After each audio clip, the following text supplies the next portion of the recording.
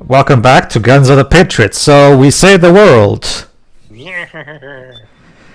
What's that? Thank What you, Papyrus. cost? You're alive. Snake. Well, we were already going to die anyway, Shiroi. That's why Snake took it upon himself to do this. Well, Yeah, does get he really? Arabat out the way. At the very least, attack on his crucible. It's a massacre. Hey, look, guys. Did you know? By the way, did you notice where we are? By the way, we are atop a big structure. What other final boss we fought atop a big structure? No, listen, they just need to turn this filter down for me to tell where we are. That's okay, sure, it's done. Yeah, like it was meant it's gone, Jova. Sorry. I like how this implies that Hal was with us for a bit, but then ran off essentially, not to know what he's missing out on. Could have stopped us. Stopped you. Why would I want to do that? What? This is Yep. just as I'd hoped things would end. Okay. Back before Father's time, before Zero gave birth to the Patriots, the U.S., China, and the Soviet Union. Yeah, we formed remember a that. secret Mm-hmm. The organization they created was called the Philosophers.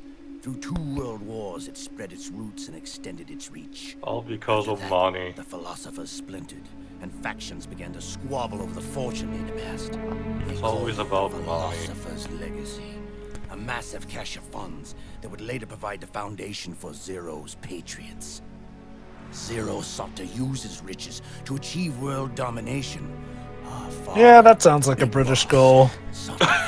Yeah, and yeah, Big Boss didn't approve of that, and might remember how Ocelot is a big fucking simp for Big Boss. So. Yeah, that's what happens. But he failed because Yeah. of you. 9 years ago, I tried to free us from the control of our genes. 4 years later, our dear brother Solidus sought to free us from the control of the Patriots' means.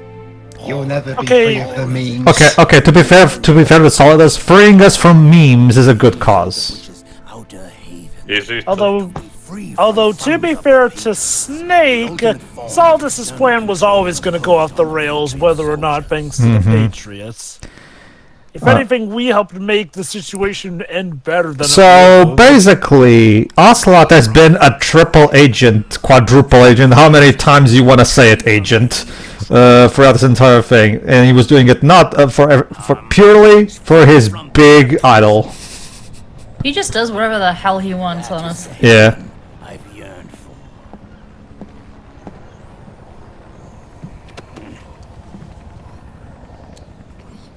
Hey Snake, I got some meds for ya.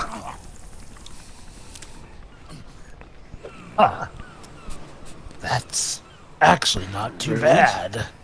Rude, littering in the sea. How many shots do you need, Snake? This is it, brother. Our final showdown. The battle has Liquid, we really have to stop fighting like this. free. Not like this. Oh? The war is over, Yeah, you said that before. but we still have a score to settle. Well, let's just play football then. All right. Well, Teo, hopefully this will. Hopefully you'll like this better then, because according to that same video with Guillermo del Toro that I brought up earlier, Troy Baker stated this as his favorite Metal Gear boss. There, I guess. Behold, the battle of 2 really old men. See, basically Shiroi in Metal Gear Solid 5, Troy Baker plays Ocelot, but he was already a big Metal Gear fan before that. I get the idea of the process of that, because probably Josh Keaton could not really do that too much of a slightly old. Well, okay, don't get me wrong. I love Josh Keaton. I mean, who doesn't, right? I will, however, say that Troy Baker is a more convincing, younger version of Patrick Zimmerman than Josh Keaton is. I will say that. Don't get me wrong. I love Josh Keaton in Snake Eater, but I will say that. But yeah, again, that's our climax of the There you go. place, two old people fighting on a full battlefield. That's fine by me. Geriatric wonder- Gear Solid. I have Alright. to wonder if anyone else sees this and they're just too busy watching Yeah, in awe to he's provide pointing at you. aid. Alright. Shit all the Now, Shiroi, believe it or not, it's in this boss battle where the fan service meter finally breaks. I know that's saying something considering it's this game, but just behold. Okay, there's CQC and then there's goddamn wrestling moves. Oh my god! Watching a bunch of pensioners fight each other. Yes! So, hang on. This would be like if Hulk Hogan and Ric Flair fought each other this year. Yes. Also, that was unnecessary. I'll be back in a minute. Hold on.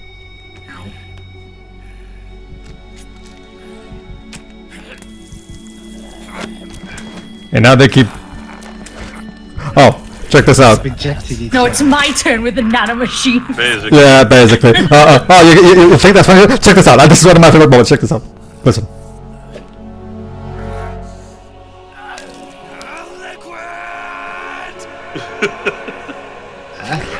Oh my god, I love this game so much! Why are we yelling? Are you guys good? Liquid! There you go, sure. Now you know where the liquid thing comes from. There you go. Back at the end of MGA3, this is kind of a man thing, you know, we kind of need to... Remember, sure, didn't you learn anything from that episode we watched of 100 Girlfriends? This is how we guys become friends. Sure, sure, we're better than okay. We're now completely hopped up on nanomachines, so I'm sure that This is we'll a be daunting moment for Can I also mention how the music in this scene is amazing as well? This scene is this track is called Metal Gear Overture. That's because, as you will see, it's more... Well, actually, no. Well, actually, no. Too. Each individual tracks we're about to hear has its own proper name from what you know. Like this particular, I'm talking about this particular track that we're hearing right now at this specific moment. Okay, then. Thought it was structured more like a medley. No, it's just separate tracks. Surprisingly. Kojima, clean the lens. Sorry, Shiri, more Vaseline.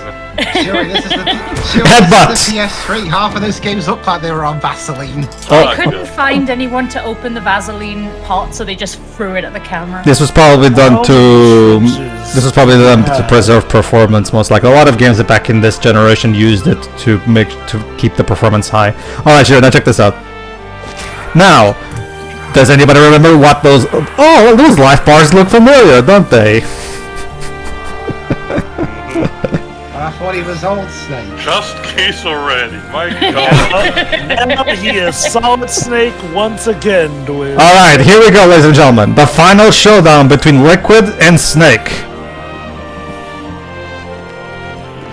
All right, Jova, you're up.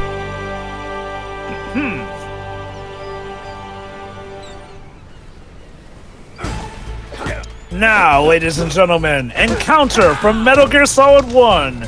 Music by Kazuki Muriaka. From 1998, yes. So there you go, Sheila. The final boss of the Metal Gear saga is this big fight between these two old men that just goes on and on and on and on.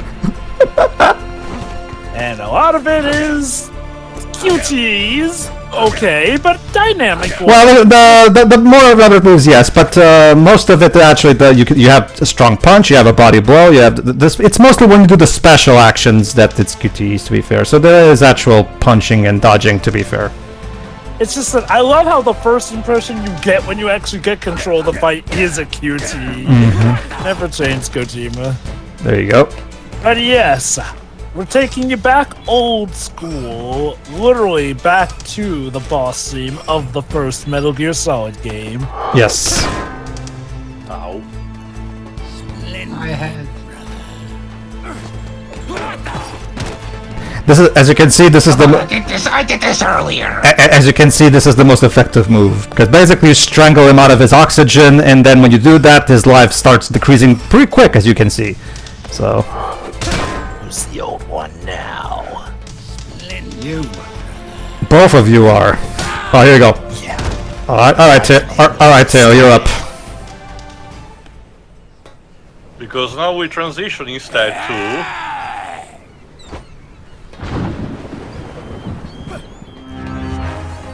The Tanker Incident for MGS2 2001, music by Norihiko Ibina. Because remember, Wait, there was another MGS2 that I don't know of? We really didn't fought Ocelot when you get down to it in that game, but you know, this qualifies it. This was the track I played during that moment where they faced each other in the tanker. So. true, yeah, like, I mean, we never fought Ocelot gameplay-wise as Snake, but we did see them fight. Remember, Encounter is the boss theme of Metal Gear Solid 1, so that's the theme we actually played, that played when we fought Ocelot in that game. However, Shiroi, for the Metal Gear Solid 3, Kojima decided, you know what, we all know what you want to hear, so... Alright. Wait, hold on. Fuck. God damn it. Oh, sorry, no. Liquid!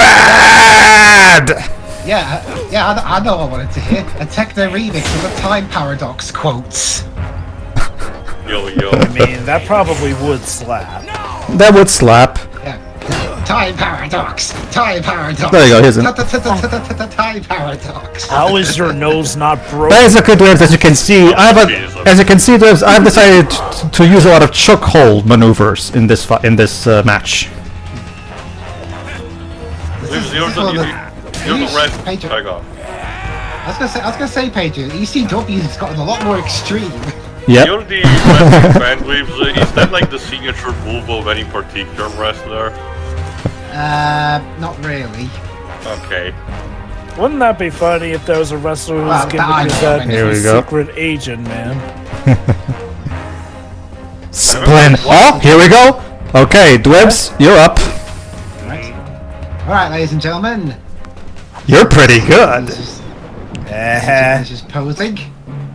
It's Snake Eater from MGS3 2004, sung Cool. by Cynthia Harao, with the music and lyrics by Norihiko Hibino. But There you go. we're not walking the stair. I know, but And also, wait, it says Naked Snake, but hold on. Solid Snake wasn't in Metal Gear Solid 3. In fact, Liquid wasn't in Metal Gear Solid 3. Why would they include this tune? food for thought. But It's a good shoot, that's all they need. Yeah. They don't need a it's one of those things where, well, remember, they could have included the song that plays when we fight Ocelot in MGS3, but Kojima probably thought, nah, we all know what track from that game people want to hear. Okay, I don't think we mentioned that when you just read commentary. When you get down to that, the lyrics could be referring to what the boss refers to Snake, but arguably they also could be interpreted as Ocelot for his bromance towards Snake at the end. Sure, right. You say that there doesn't need to be a reason, but also remember who developed this game too. So, brother, are you still in a dream? Yeah, This is a painful dream. but It's like one of those dreams where you're falling out and you feel. So, are you guys done? And now, the main theme, Old Snake from Metal Gear Solid 4, 2008, music by Harry Gregson Williams. It's not over yet. It's not over yet! Again, geriatric Metal Gear Solid, just crawling, painfully trying to throw a punch. In the retirement home. Someone call the nurse to separate these two, please. They're at it again. they even climbed to the top of a battleship for Christ's sake. How did they even do that? How many times do I have to knock you down before? Machines. How many times do I have to knock you before you stay down? How many times do we need to teach you these lessons, old man? Time Machine's that new drink. Oh my god, I love this game so much. Yeah, they're on the top of this building, but in reality, they're just on top of the roof of the retirement home. Yeah, they're hallucinating. That's the twist of the series, it was all just playing pretend. Everyone's just shaking their heads at them. I'm pretty sure the recent game Cruelty Squad has this is a message or something. Hang on, wait a minute. So basically, Shira, according to you, In order to keep the elderly citizens happy, the orderlies at the care home had to conjure up this entire massive law just to keep these two happy. Yeah, keep them entertained. They were bored. Okay, are we done? I'm afraid the fan service on meter broke. Oh no. It's a bit weird how you can have fan service for a game that for the same game as you're doing now, but there you go. You never know, Dweez.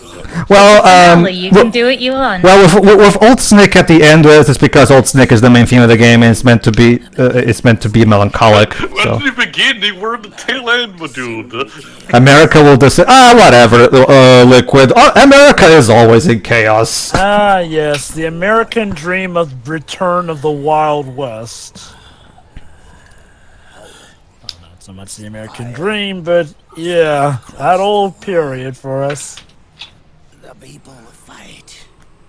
And through battle, they will know the Yep, once again, the reoccurring theme of that started in Metal Gear 2 returns. People thinking they're deep, but they're No, the fact that soldiers need battle to give them purpose. Well, remember, that was kind of implied that was the end game plan, which Metal Gear Solid 4 realized, but it looks like now even that may be in the air.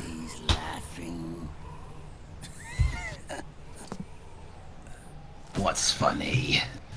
Oh, you wouldn't know, but you'll know soon enough. Just die quietly. This is Metal Gear Shiri. It'll take him 10 minutes to die. Well, that's the thing. It's like I said earlier. To be fair, this game's been a lot better at character deaths than, say, the first game. Well, with this one, it's like Snake only punched the fuck out of him, so he wouldn't die immediately from this. To be fair. I am Liquid's doppelganger. Oh, Dun dun dun. just like your father. Like father likes son. Hold me, brother. Give me a Hold hug, me. man. You're pretty good. He said it. He said everybody. He said the line. You can Oh, die. Yeah. Well. Oh, Oh. Oh, Oh, they fuck. really can't die quietly, can they? Drova, it's kind of like at the end of Haze, where the last words of the main villain that you had to fight is "Don't tell my mommy." And then, hey guys, Even with context, it doesn't sound any better. hey guys, and guys, and Otacon returns with the medic. What did I miss, Snake? you only missed the most awesome fight of this Oh, entire and speaking series. of, My mom will be so mad at me if I die. She'll kill me. So, what to anyone do want with... gravel burritos? Alright, the party's over, guys. Let's all go home and celebrate. There's still over an hour of this. Well, Sheila, there's still some loose ends to tie, as you're going to see. So, what to do with that giant Outer Haven battleship? I mean, Well, I guess it can be America- repurposed. Tourist attraction! And this, ladies and gentlemen, is where both Solid Snake and Liquid Ocelot had their big, epic old man fight, while Snake Eater played in the background. Damn. Patriots' control while preserving modern civilization. And then a non-Metal Gear fan in the crowd, because there always are. What's Snake Eater? Her mother. A good song, you uncultured swine. The future real image. Or maybe Now, there's no need to insult the guest. Comes later. One big defragmentation. Fox alive. The AI is truly a living thing. The Patriots' we reign killed has it. crumbled away. And still, our civilization, a civilization that has thrived on war since the dawn of time, lives on. I wonder if we did the right thing. Naomi. What did we lose? Everything. Yeah, now the world is gonna have to basically completely change the way, because for a long time now, a lot of organizations have been relying on nanomachines and everything about the AI, so now everything has to be restructured. According It's to, not so to much that Rising, nanomachines. According to It's not Rising, so much. still nanomachines and Metal Gears will be used, freely. Just Yeah, a pretty matter much. of restructuring it. Yeah, pretty much. It's not so much that nanomachines are no longer a factor. It's just that AI ain't running the whole thing now. Mm-hmm. Which means humans are finally left to true free will again. Indeed. Are we really though? Now what? No. Sure, we're not living in a simulation. Yeah, we never were. Welcome everybody to Metal Gear Solid 4's Epilogue, Naked Sin. Ew. Gross. Put some clothes on. I'm still in a dream, naked sin. Hey, we actually parked the plane. Well, now we can finally Okay. land and not have to constantly be on the run. Yep. And I also like the touch that Mei Ling is going to be Meryl's maid of honor. Bridesmaid. That's it, bridesmaid, sorry. Bridesmaid, yeah. Maid of honor is like the lead bridesmaid, though. I get the idea why the confusion dropped, because I don't know if it works for Pedro's country, but for mine, those roles are called witnesses. Yep. Oh, we have those, but they're for they're a different role. On Well, their too, own. I have witnesses, but I also have bridesmaid and best man. Okay. Same.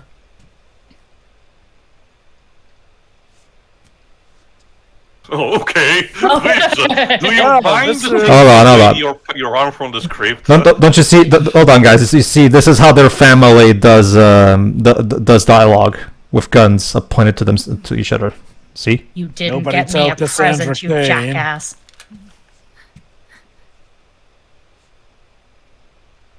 And then Meryl shot the colonel. There you go, in see? his dick. She just took off the thing. There you go. Ah. You I left think the Mei Ling had safety no on. context for that, and that's Yeah, funny. probably. Oh, You can hold my gun for me. Oh, I'm still mad. But now, you've got a chance to win me over. An idea to try to start once again from scratch. basically. Right. We have plenty of time now. Yeah, basically. Also, does that mean that Colonel Campbell had to make 10 things you should do before marrying my daughter talk with Akiba? No, Mei Ling. You're doing it Yes. out of order, Mei Ling. You're supposed to cry after the kiss. It's a touching moment, okay? You'd be surprised how many people cry before. Or even during?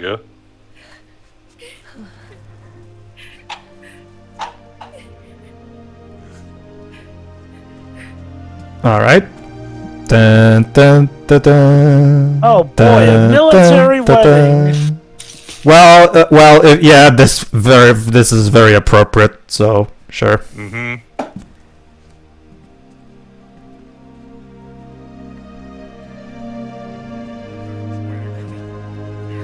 Yay, the rest of the team even is here. Even though they were still relatively anonymous.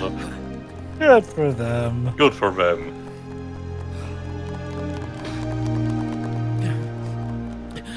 Who's gonna be the The priest. Priest. He's. Oh, well, I'll point it out to you when he shows up on screen. He was on screen earlier. Dr. Madnar? Okay, that would have actually been Sonny's cool. I adorable. won't. He was on screen earlier, though. I'll point it out when it shows up again. There he is. Agent 47? Oh. Dearly beloved. Oh wait, yeah, he's also part of the crew. I guess he's also a missionary. Is it a case where, in some circumstances, people in high positions Yes. have the authority to be? Yes, there are. Yes, There are some cases like that. There are things like that actually. On a I've cruise ship or something. I've seen it in media plenty of times actually. So I get the priest Oh, is also with wait. the Philamar too. This new team on their this character, I'm not sure. I'll have to look it up. But wait, where's Snake? Hold on, we'll see where Snake is later. He's too old for this shit. Yeah, come on, man. Come on, Oh, so it's like the wedding in Spaceballs. Do you? Yes. Do you? Yes. Okay, you're married. Go on. Kiss. What? Oh. What the fuck? Well, tell someone else. You mind? And I brought gifts. Ah, see, he brought gifts. It's not Christmas yet.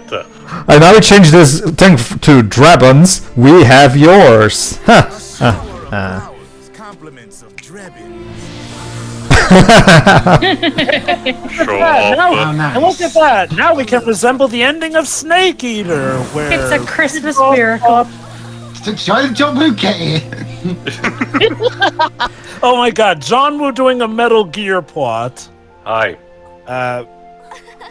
Hello there, little boy. Remember, this is Sunny's first time outside, and now she can already have a potential first friend. She needs a friend. Her own one age. Yeah, I was about to say. Although I guess I guess she considers Snake and Stop let the monkey drink. Holy shit. that monkey is well grown. It can take care of itself. I guess so. No, we can't. There you go. So again, it's like the wedding in Spaceballs. Do you? Yes. Do you? Yes. A kiss already. Yeah, hurry up, the film's nearly over. All right. Throw the bouquet. Throw the bouquet. Whip. God damn it. You little shit, get back here. He's smiling. Sorry, Mei-Ling. Guess the monkey's gonna get married before you. Damn it. Where's Snake? That's a good question. Who knows? That guy always keeps you waiting. Ha ha! I see what you did there. Otacon, you know something more, don't you?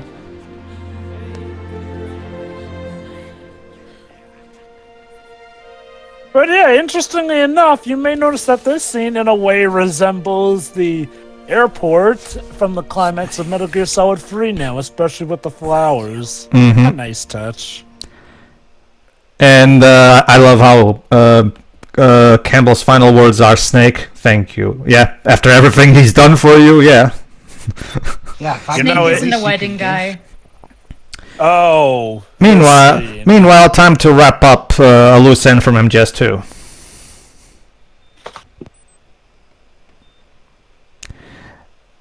So yeah, after fortunately, his body got rebuilt, and yeah, for someone, so yeah, this is what I was saying too. I mean, compared to Gray Fox, I mean, he's not looking too bad right now, I will say. Again, well, by the time of Rising, he gets to have the same exoskeleton in the first mission, so I don't know why, they had. And yeah. Oh, hello, Rose. So, what are you doing here? Hey, Rose. So there you go, Tio. Raiden was actually Virgil's father all along. That explains a lot of things. Okay. So, yeah, congrats, Raiden. It's a boy. Hidden from you for quite some time. Well, she didn't explain. Hold on. There's actually a reason. Yeah.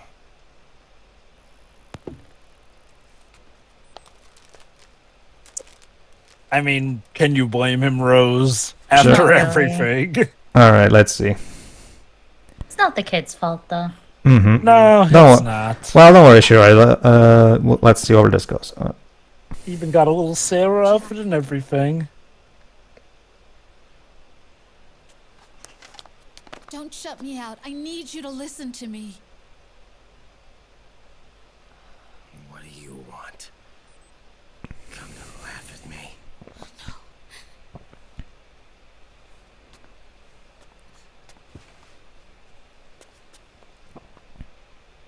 Look. Look at the boy.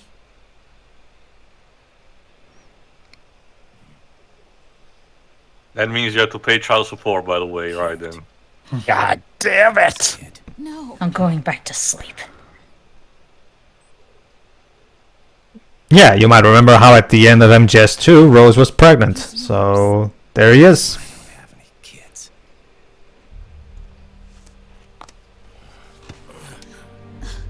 He's your son. You said miscarriage. I lied. You know, what a shock. What a shock. And let her explain. She lies a lot, but let her explain. She actually had a good reason for the lie she's about to explain, to be fair, as she's going to say. To be my husband, There you go. to protect me and our son. Only until you completed your mission to shield us from Patriot eyes. So yeah, Campbell has been protecting Raiden's family this whole time. And remember, in order to do this, even at the expense, he didn't even tell Meryl, so he even sacrificed his relationship with his niece for the sake of protecting Raiden's son. To protect us. I don't believe it. Yeah, it's a bit hard to do. I'm sorry, Jack. I wanted to tell you. It's kind of a repeat of her. Remember- I won't tell you, but the Patriots forced me Remember- to saw it too thing. Remember, Raiden took Sonny as a as a little infant from the Patriots, so he became a big enemy of the Patriots. So anyone, especially his family, would of course be in danger. So the Colonel took measures to protect them. In context, I get it, but I do wonder, Kojima, couldn't you have maybe written it that Raiden was at least in on the ploy? Like, we've seen that there are plenty of blind spots from the Patriots. Like, I guess my issue with this is, like, don't get me wrong, Rose is way better in this game than she was in Metal Gear Solid 2. I'm still not a fan of her, because I feel like this was way too dickish away. Like, I mean, again, you're telling me that there was no pocket of time whatsoever that she could have slipped him the info. By the way, this is all really a sham, and my son, your son is in hiding. Kinda like a comic book superhero. Aww. No, maybe I could make a game out of that. Yeah, maybe. Maybe we can have a game where I cut things and melons with my Maybe blades. without the both of you, because yes, these two do not show up remotely in Rising. They get a very, very brief passing mention, and that's it. Well, wonder well, if for the it- kind of plot that Rising has, there's not really any particular point where they would be involved. So I honestly I think chalk it. it was a dismissal that was, a bit too eager compared to everything. I don't know. It could have been handled better, if you ask me. I honestly chalk it up to Platinum Games not wanting to touch the Rose debacle with a 10-foot pole, because, again, she's better, but this game didn't exactly sway opinion to her in the opposite direction completely. Again, especially since it is very much a make it or break it for you if you are willing to buy that she really had no way of telling Raiden, and essentially kind of let him suffer highly mentally to the point where he was borderline suicidal. Like, again, if I were the writer, I would have just said, hey, Raiden actually knew this all along, and maybe we wouldn't have had the things about him constantly pining for death, or if we really had to do that, say that that was part of his own act for the gag. I just feel like it's another dick move from Rose that really runs off the excuse of, oh, well, the Patriots. to be fair, this do we and know? that." To be fair, do we know for certain if Raiden was even contactable during this period, during all of this? Or that it was Rose's decision in the first place. There's Like, There's that too. a lot of it is on assumption, really. Admittedly, the point is we don't know that for certain. However, counterpoint, Kojima is the writer and runner of this world, essentially. Like, He is the god of this could have world, easily literally. So. Yeah, like, You I mean, wanted like, him to elaborate, I guess. Sure. No, sure. I understand. That being said, well, at least Raiden gets his happy ending, so there's that. you know what? Yeah, like, I'll say this. I don't know what he sees in Rose to stay with her, but I can definitely get him at least wanting to get in touch with his son. And you know what? If the dude really... Well, that's the thing, Jova. Really loves Rose that much, then let him be happy. I think it's more so. I think it's more so, Jova, that according to what was just said, like from this point on, we can be it's more so that they're starting over. like in giving it another chance. For this, if anything, for the sake of their son. Like they're gonna try it again. Whether it will come or not, well, that's another story. But for the sake of the child, it's worth trying it again. All right, and now, we're back to the beginning. Yes, you may recall, this is where the main menu is. That's right, the main menu is actually at the tail end of the game. Yeah, so Snake once again came visit the graveyard. Yes, that graveyard, you know the one. There it is, in memory of a patriot who saved the world, the boss's grave. I wonder if the idea is like, at some point Big Boss told him about this grave while he was working under him. So it's sort of a hero forever loyal to the flames of war rests in heaven. So there you go. We have both the boss and Big Boss's grave. Has changed. Our time has ended. Our war is over. There's still one little problem, though. Remember, Snake's got the Fox-Die virus in him, and he could literally become a walking biological weapon. With how it works. He dies. Yeah. Unless he takes himself out. I mean, the smoking's gonna slowly do that.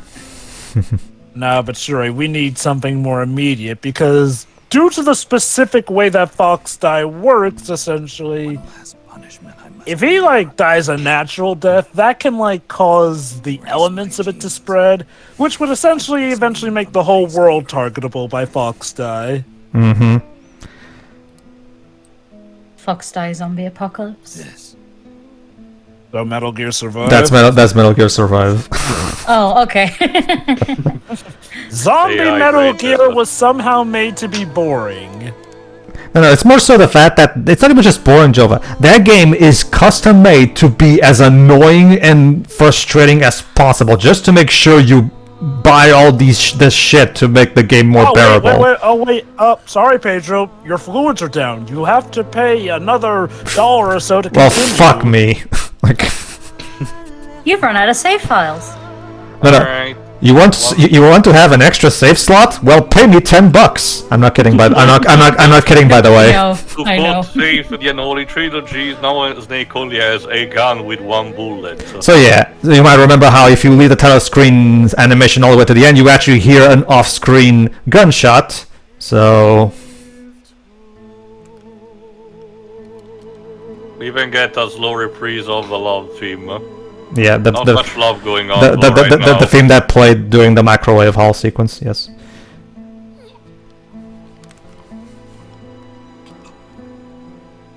I don't think Sonny would approve of this, Snake. Sonny should not even be remotely seen. Well, but here's the thing. Well, Joe, you yourself said it. He's a danger to Sonny, the way he is. So. And that's the end of a Metal Gear franchise. Hooray. Not yet.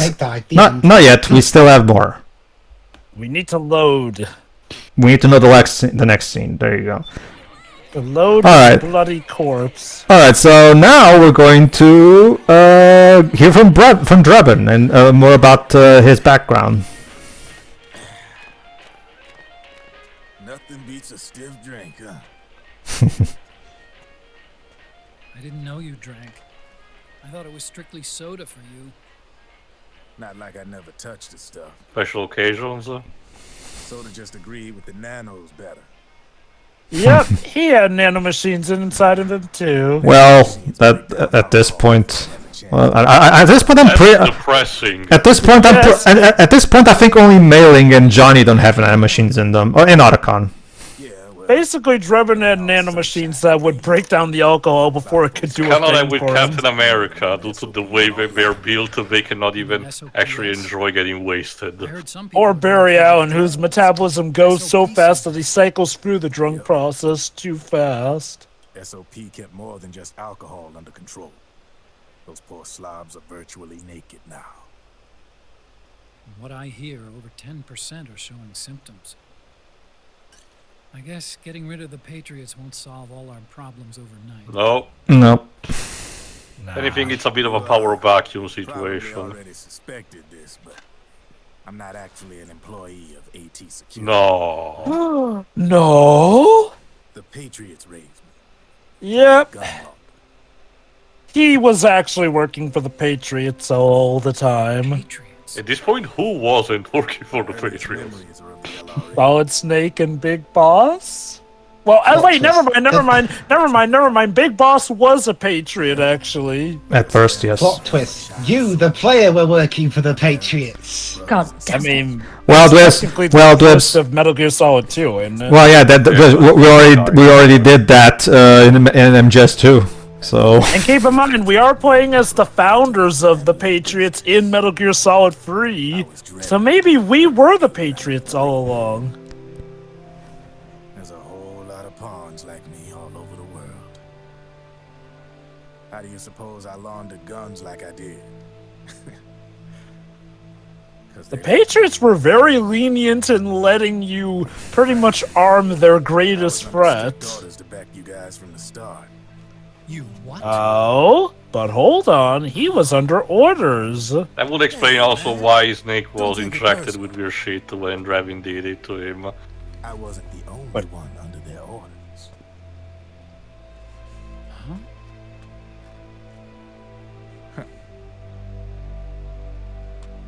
Meryl and They probably never realized it themselves, but Small cogs in a Well bigger done. machine. Patrol Rat Patrol Team 01. That's Meryl's. That's Meryl's team. Now, It push spells it all around. Patriot. That's so stupid. It really is. No. It says Patrick. No. But why not? It says Patritent. why? Okay, so you remember how I mentioned that Meryl was acting a bit strange, even for being pissed off? She got to a point where she referred to Snake as Old Snake. That was the Patriots pretty much puppeting her around. So there you go. Durban just told us the Patriots armed Snake specifically so he could take down Liquid, because as we just learned, Liquid was of course a threat to the Patriots. However, the Patriots weren't expecting Sonny to come up with the Fox Alive virus. So They didn't consider a child ruining everything for them. Which is ironic because Sonny was their child prodigy, so you'd think the Patriots would have thought, do you think that girl we kept captive might hold a grudge against us? Just a little bit. Nah, those idiots can't raise a child. started to rebuild, but there's a lot of failed. You're a little drunk, sir. well, It's Yeah, the never first time enough, I've been able to Huey. be drunk in years. look, we literally just saved the entire world. I think this deserves a bit of a party, don't you think? And again, keep in mind, Shuri, this is the first time in Occupy is ATC. losing. What the fuck was Akiba doing with the What free? is going on in the background? They all sunk up to their eyeballs. Oh, it's okay. He's having fun with his friends. There's nothing wrong with that. Also, Jova, feel free to disagree still, but with everything we just hit in the last couple of minutes, maybe Raiden couldn't be told the truth because the Patriots apparently have eyes and ears literally everywhere. Well, yeah, they do. And it's They more do. of a paranoia thing of you never know who might be or might be not working for but them. keep in mind, Shuri, they didn't have enough eyes and ears to know that Sonny was making Fox alive. Well, again, Joe, it's part of the paranoia factor. When you, oh my god, Yes. the monkey just... paranoia factor, essentially, you know, by the same token, you never know if someone is actually genuinely not even remotely attached to them or not. So That's right. I can see the monkey is shaping up to be your favorite character to you. like, it's just a matter of, I get it's used for comedy and anything, but you know, Oh, there you go. having an animal do that, it's Alright, in this particular scene, this is actually a scene that one of my personal top scenes, touching scenes for me in the Metal Gear franchise. Check this out. Hey, Uncle Hal, can I give him the Mark III? It's a very sensitive piece of equipment. So yeah, Sunny made her first friend. He lives near here. We can't understand each other's language, but we're having fun. A universal language of He's fun. my very first outside friend. Listen to this. I love this interaction between the two of them. That's great. Sonny, it's okay if you want to live outside now.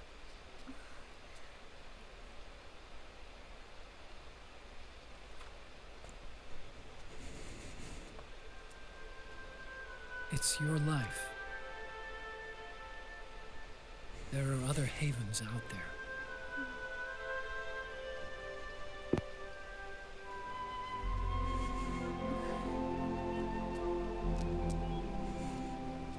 The sun looks so pretty.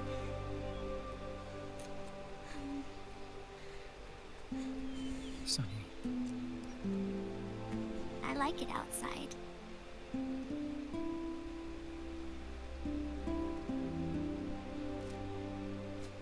Uncle Hal, when is Snake coming back?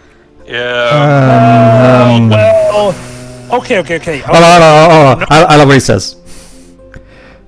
Not the milk excuse before you think it is. You see, honey, Snake ran away This to a sick. farm. This particular moment really always gets me. This upcoming line. We're not going with him? You can't go where he's going. No, Sonny. No, we're not. It's a very far away farm. I wonder if I'll ever see him again. Only time can tell. Poor Otacon. No, poor me. Like, I'm literally right now where Otacon is right now. Yeah, but you're not his husband, are you?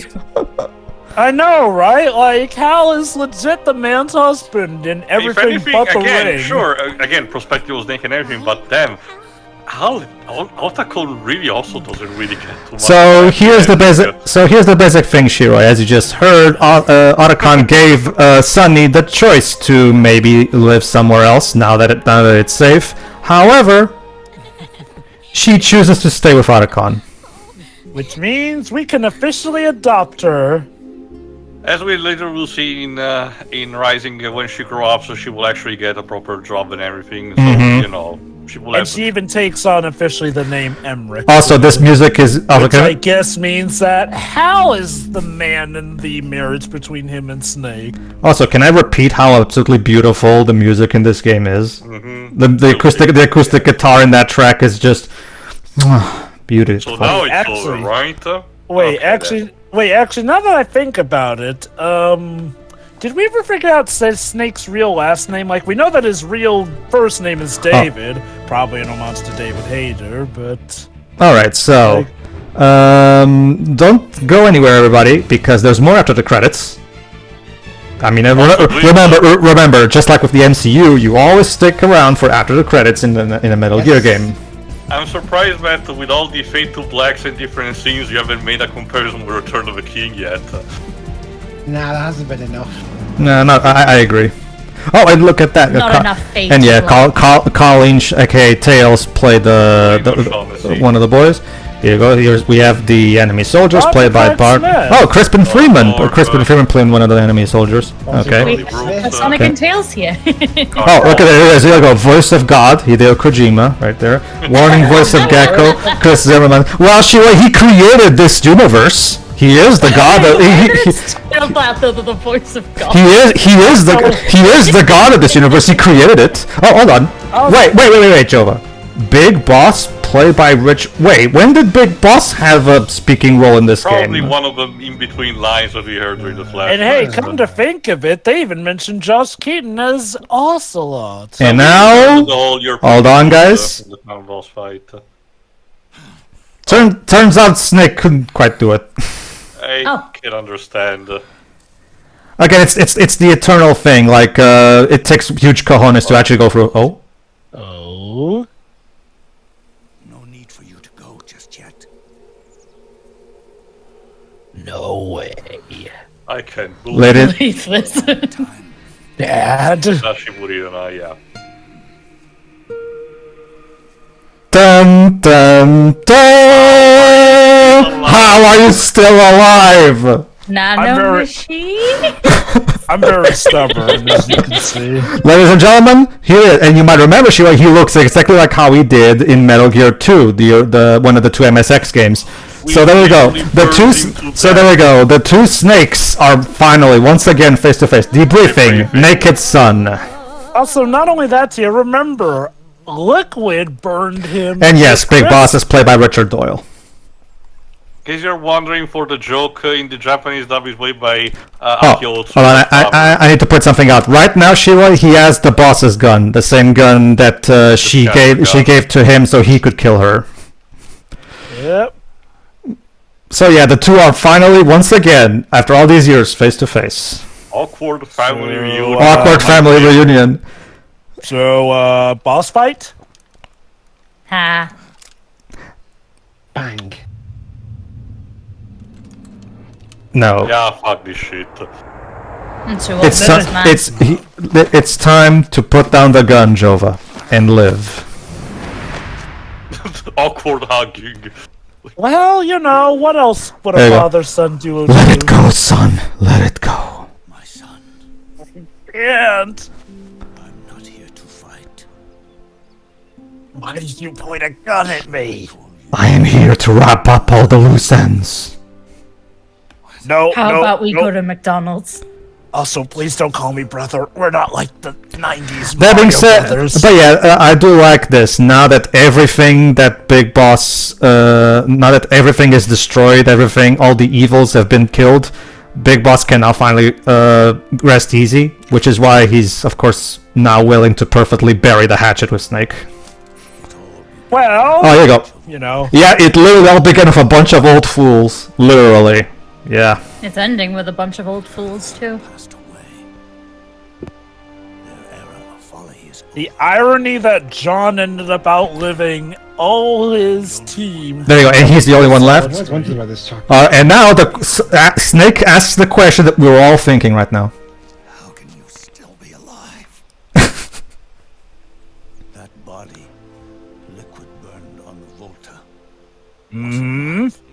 Nope. So who was it then? Kojima left the props out.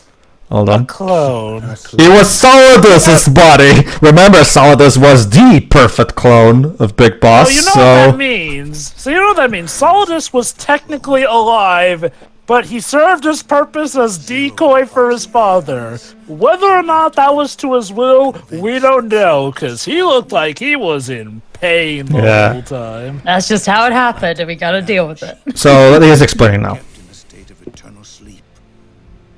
JD and the proxy AI.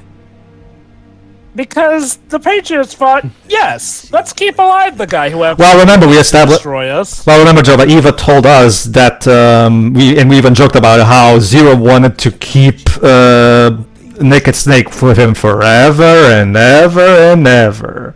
But now that the Patriots are gone, Big Boss is free.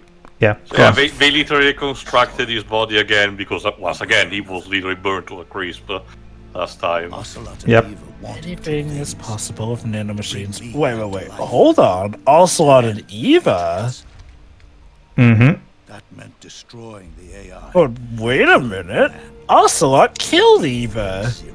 Well, technically, Eva kind of died of her own accord because she was in a panic, ran into the fire. But yeah. That's when we finally learned the location of this man. Yeah, that's a good question. Where exactly has Zero been this whole time? He is the man behind the saga. Yeah, he is the ultimate orchestrator of all the evils of this franchise. What, did he run off to jolly old Britain to hide? Well, he is a Brit, so maybe.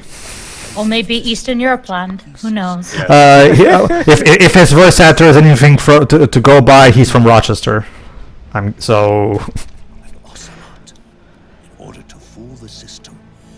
Okay. Yep, the whole thing about being possessed by Liquid Soul, it was a complete fake out. Liquid actually did die at the end of the first game. To fool the Patriots, yes. So yeah, Kojima can't let you breathe, can he? No. So yeah, sorry Liquid fans, your boy was never back. Ocelot was just using him as a costume. To fool the Patriots. Everything that was being done, that was Ocelot. Which brings me back to the fact that they did not bring Cam Clark for this game. okay, I'm just gonna say it. Clearly, Liquid not being back was a retcon, since I am willing to put down good money that was not originally the plan back in Metal Gear Solid 2. Probably. So my guess is that part of the reason they didn't bring Oh, Cam hold on, I have to Clark comment on forward- that. Hey, sure, cats do love to play as snakes. Is that true? They're actually terrified of snakes. And there you go, Shiroi. This is what this is Zero. Now an old vegetable. You'll notice you'll notice the scar. So Yep, that's how you know it's him. So this was the guy that was you explain now. telling- Zero grew old, and by the telling end, Big Boss off for Shape or form. thinking the What do end. you mean without shape or form? The proxies were only one small part of the vast cycle that Zero created. The corporations, for-profits, and research institutions that comprise the military-industrial complex were part of it too. They operated on budgets automatically allotted to them by the proxies. oh my god! Now even our budgets are being accounted by AIs. Essentially, a machine that manages to work around via circular logic. Investment to production. It was effective at first, until it maybe got a little out of hand. Laws that protect them. Politics and economics became nothing more than iterations of the same. Hey, why bother following the rules when you can literally write the rule book? Yep. I mean, as we say, Java history is written by the winners. So, yeah, some people were mixed on the fact that this heavily retcons Metal Gear Solid 2, since, yeah, that was never Liquid, that was all Ocelot. Me personally, I actually love this retcon, because keep in mind, this not only recontextualizes Metal Gear Solid 2, this also recontextualizes Metal Gear Solid 1. Because think about it, everything starting with Metal Gear Solid 1 was essentially Ocelot and Eva's, well, more so Ocelot's plan to get his best buddy back and take out the Patriots, which is what said best buddy would have wanted. Yeah. What this basically means, Shiro, is that Ocelot is the biggest simp that has ever simped ever. Also, check it out, guys. Ocelot really was a good guy in the end. Can you- since he yeah. freed the world of the Patriots. Yeah, helped basically. Big Boss come back to life. Now, I don't know how much of what happened in the Volta Eva was in on the plan with. That might have been Ocelot still being petty that she did whack his face in with a motorcycle. That's probably. I mean- it's Ocelot, so I would expect anything. Granted, if she was in on it, damn, Eva really was a stellar actress, willing to literally burn herself alive and get shot multiple times for it. They probably had to put a lot of work into like making this work. Not just that. Sure. Go on. It's kind of like Liquid's plan in Metal Gear Solid 1. Like, if Snake died... Oh no, I mean and he's- Kojima having to like work around whatever went on for the retcon to happen in the first place. Remember, Shiro, Kojima's original intent was for the chronological end to be at Metal Gear Solid 2. So obviously, Which I think would have been a massive mistake still. It would have been, yeah, like, but yeah, this is part of why I think that Cam Clark and Liquid's respective actor in Japanese wasn't brought back. It was to help facilitate the fact that Liquid really was never there. It was something people would, raise their eyebrows at. But if that voice was in this game, we'd have to be asking, wait, why were all the characters hearing Liquid's voice then? See, Shiro, let me ask you this. Have you ever heard of a simp that went this far, and I do mean this far, for the person he's simping for? Pedro, we saw Wevering with you. Yeah, but that... Point there. Well, thank you, Tail. I was trying to block that movie out of my memory, but now you brought it back. Thanks, Tail. Hashtag thanks, Tail. Well, you know what they say, ask a silly question, expect a silly answer. I know it's been like a year or two or whatever, that ending still pisses me off.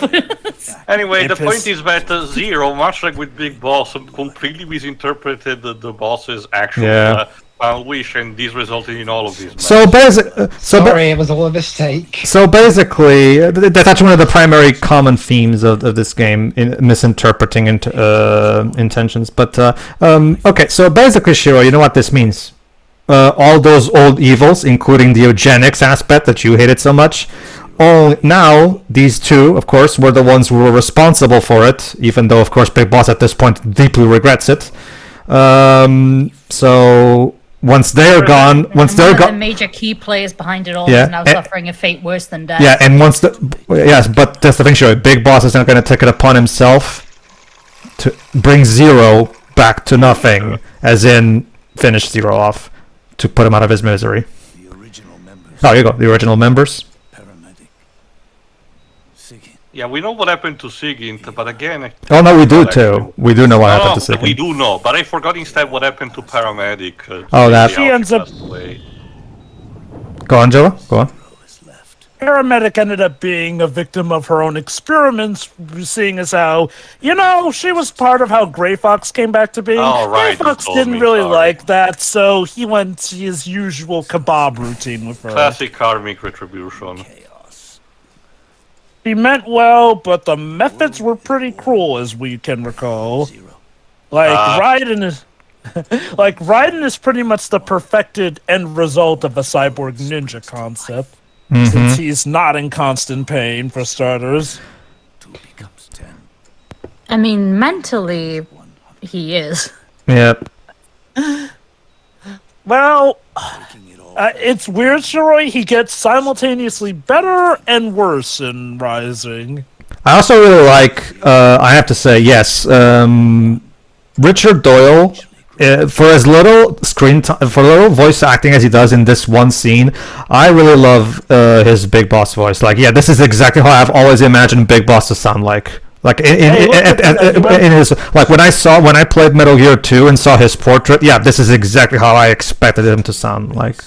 Hey, look at that! Richard Doyle went from playing the Fury to playing the Big Boss himself. Yep. The only thing I know about Rising is that the soundtrack is fantastic. Shiroi, Metal Gear Rising is one of the best action games ever made. The kind that only Platinum games can make. In their heyday. Oh yeah, in their heyday. Well, to be fair, Jova, it wasn't that long ago that they made Bayonetta 3 and Astral Chain, so it's not like they still don't have it. So. Sure, they still have it. I just wish that they had it more consistently, but that's another story for another day. So I'm guessing you liked Bayonetta 3. That's good to hear. I mean, it's not my favorite Bayonetta game, but I still thought it was good. I think my favorite Bayonetta game might be too. There you go. Because Big Boss feels responsibility, it's time for a little pulling the plug. Remember, instead of stopping him, he just ran away, as we're going to see when we get back to the Big Boss saga. So he's going to take responsibility for what he's helped start. And one of the things that I love about this scene, that's also pretty touching to me, is of course the way he you can notice what he does. What he does in a moment.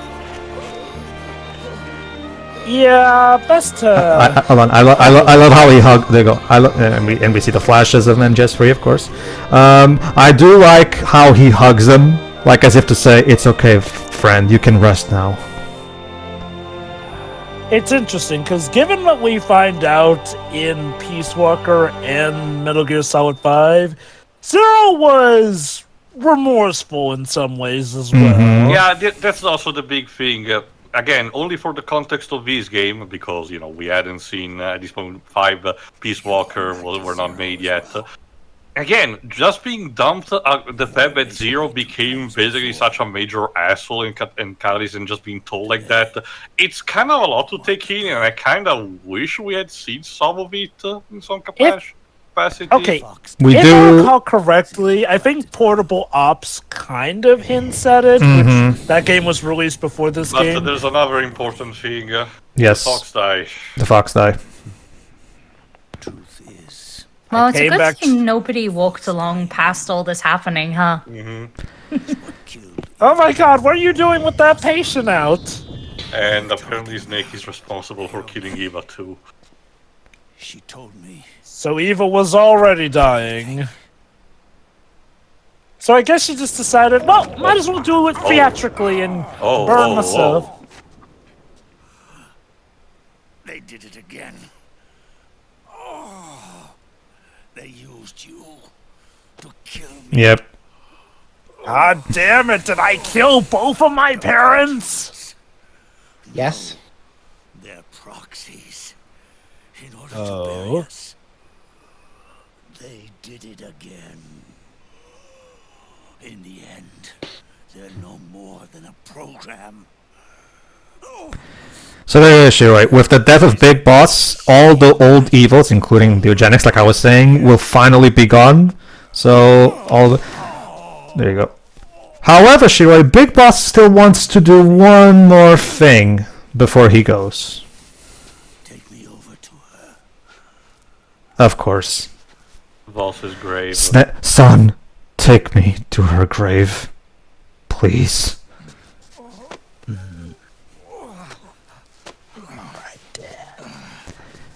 Again, remember, back in the original Metal Gear from 1987, it all started with these two, and now it ends with these two. Fox die in your body.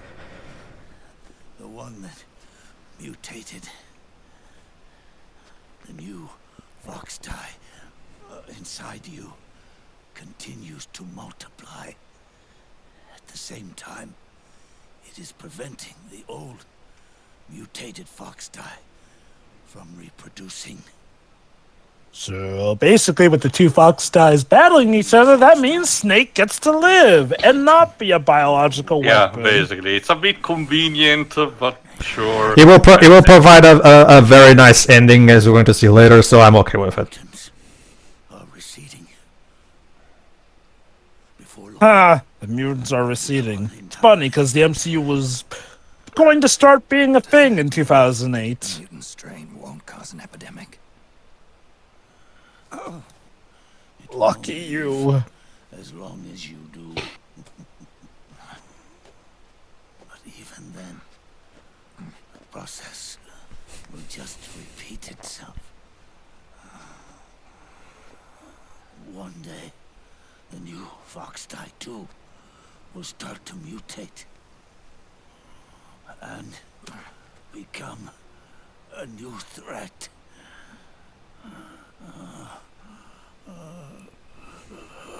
That is, if you manage to live Which is that long. not probable.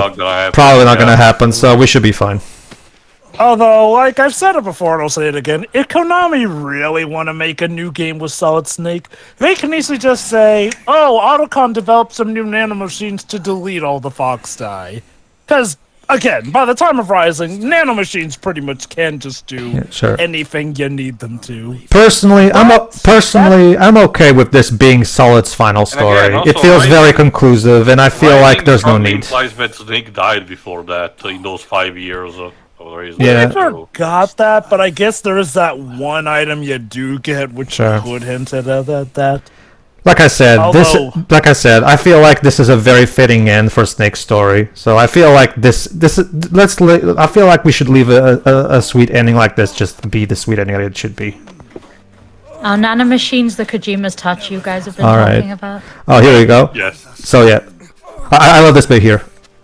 He never saw you as a son, but yeah, he always respected you as a soldier, of course. I mean, you managed to beat me at my top. With just and I love this comment here from him. Actually, he looks at the boss's gun. In my place back then, maybe you wouldn't have made the same mistakes that I did. Yeah, food for thought. Would Solid make better choices than Big Boss did? I'm pretty sure Solid wouldn't have completely misinterpreted the boss's message, for starters. Yeah. Like, okay, the I love this line here. When I killed the boss, I was already... Yeah, pretty much. I mean, think about it, yeah. Naked Snake died, and in his place grew Big Boss. If it makes you feel any better, I don't see you as a father either. You were kind of a shit one. Mm-hmm. You tried to kill me on several occasions. Hey, come on, I got over that. Yeah, just get over it. Yeah, what do you think I've been doing the past decades? There's still one lingering question that won't be answered here. How did Big Boss manage to fool the Fox unit and, pass off as a good guy with a villain and survive the encounter in the end of MG1? Believe it or not, MGS5 will answer that. Just not in the way you think. All right, we'll cross that bridge when we get. Eventually, yes. We'll cross that bridge when we get to it.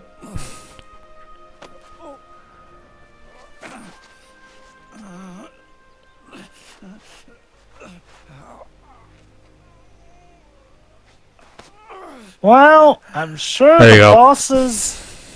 I understand the meaning behind what you did. Maybe could have avoided all this if I knew earlier. Yep. You know, there's a funny comic of the boss slapping the heck out of Big One Boss final callback, F-Zero guys. for getting her message wrong. That'd be funny if it say, "Could you put my hand up to Wait. salute me, please?" Okay, hot take. I actually think this salute has even more weight behind it than the 1 in 3. I'm not downplaying the 1 in 3, but think about it. 3, while heavily emotional, was him having a heavy misunderstanding. This is him after having pretty much all his friends die, but finally understanding what the boss truly wanted, and being able to go out, ironically, closest to the person who he might as well call family, his son. Mm-hmm. At last, those old But yeah, Dwebs is like, he gets to the afterlife and then she's there and the first thing she says Oh. is, "What the fuck, man?" Which he oh, sure. He just said, all of those old evils will be gone. So there you go, Shiro. No more eugenics. All of that shit's Hopefully. gone. Well, we will see in Rising just with what we replace them with, but again, eventually. Super And I'm- eugenics. Well, Super eugenics. how much more can you go with that? Jesus. not as a snake. And hey, I'm sure the boss's son is happy about I love that this line. as I love that line. Now you can live not as a snake, but as a man. I am a snake man. As in, you're no longer an agent, now you can just live like all of us. But he also Java raises a good point. We never know what happened to the boss's son. Whoa. Well, I wonder, Pedro, will we ever find out about the boss's son? I guess we'll have to come back to whatever next Metal Gear game comes out after this to find out. Which is Wow. funny because whereas we knew this road, but I really don't know if Kojima expected to make another Metal Gear game after this. Kojima actually, remember, Kojima would have rather gone straight into Peace Walker over making this game. That's why he was going to head this project to Shuyo Murata, whereas Kojima would just be producer, whereas Kojima would write and direct Peace Walker, right? Kojima was more interested in continuing the Big Boss saga at this point. And no one wanted to write this game, apparently. No. That's the thing. No, that's the thing, They Shioi. wanted him to do it. That's for Metal Gear Solid 2 that you're thinking, Shioi. For this game, Mushoyo Murata volunteered to be the writer and director. And then a bunch of horrible Metal Gear fans started fucking death threatening the studio, demanding Kojima do it himself. Thanks, guys. But, Eternity, such a blessing to us. Oh, yes. But you Just look at Nintendo Live right now. have been given freedom. so basically, Shiroi, he took over this project to protect his team. Basically.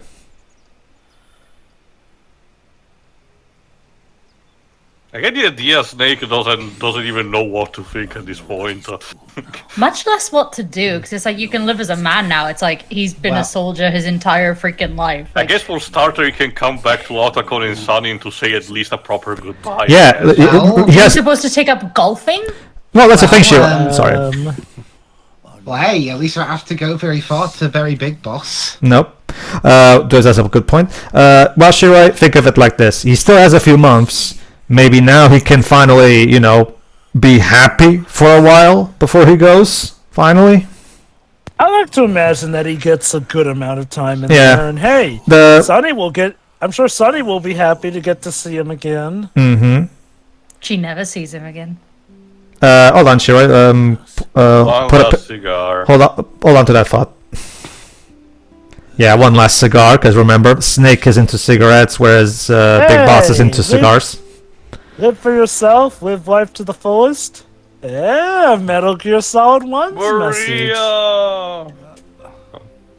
Maria! Son, could you please light me up? I I can't even light this shit anymore. What is it? What to be like? Set you on fire? Okay. Yeah, No, not. I didn't mean it like that. Snake, once was enough already. You're dying anyway. I'll give you a cremation. I know this bit here. Hold on. Bonding moment.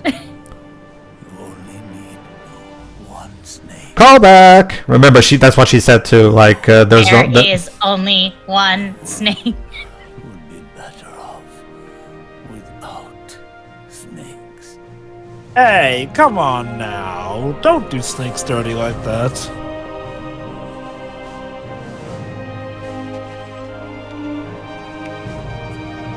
So now Snake is going to smoke the cigar in his honor. That's mine. And there you go. See?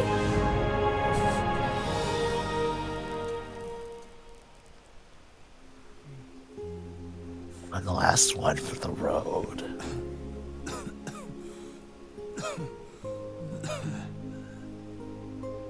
Never has the lighting of a cigar been so integral to the plot before. I know, right? Well, Jova, at least they got to have one father and son bonding moment before the big boss goes, so there is It that. wasn't toxic as shit. Yeah. Can I mention something after this cutscene ends? You can mention it now if you want. Okay, yeah, that's that bit earlier with Snake not committing suicide. Mm-hmm. David Hayter apparently felt that was out of character. I disagree. No, Sorry. For hesitating to commit suicide. Oh, for hesitating. I guess. I can kind of He see said where that he's coming from. after all the people he'd killed, well, Snake, I mean, not Hater, he wouldn't hesitate to kill himself if he thought that was the only way I'm to gonna- save the world. I don't agree. I'm gonna have to disagree with you there, David, because it's one thing to kill another person, like when you're actually there in the moment with a gun pointed to you, like it's a whole nother story. It's never. The point is that it's never easy, one way Okay. or another. Remember a Here's big part of... Oh, go on, Joa. My stance is I can see where either Kojima or Hater were coming from.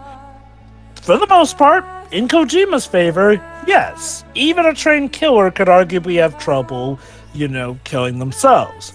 In Hater's favor, though, Snake is not exactly what we would call a normal human being. Like, he is literally kind of a living weapon made to kill, so in a sense, I can kind of get Hater's headcanon that Snake wouldn't hesitate in that. My point is that neither is really wrong. I can see a case for both. I think the reason Kojima went that route is because he wanted to give Snake a happy ending, which is fine by me. Go on, Tail. Also, Pedro, I've always been curious because I'm a researcher. Because this is what's this one that's happening now. Why did Kojima inserted the remix, a proper ballad-like-esque version of This For You, Nicole and Bart?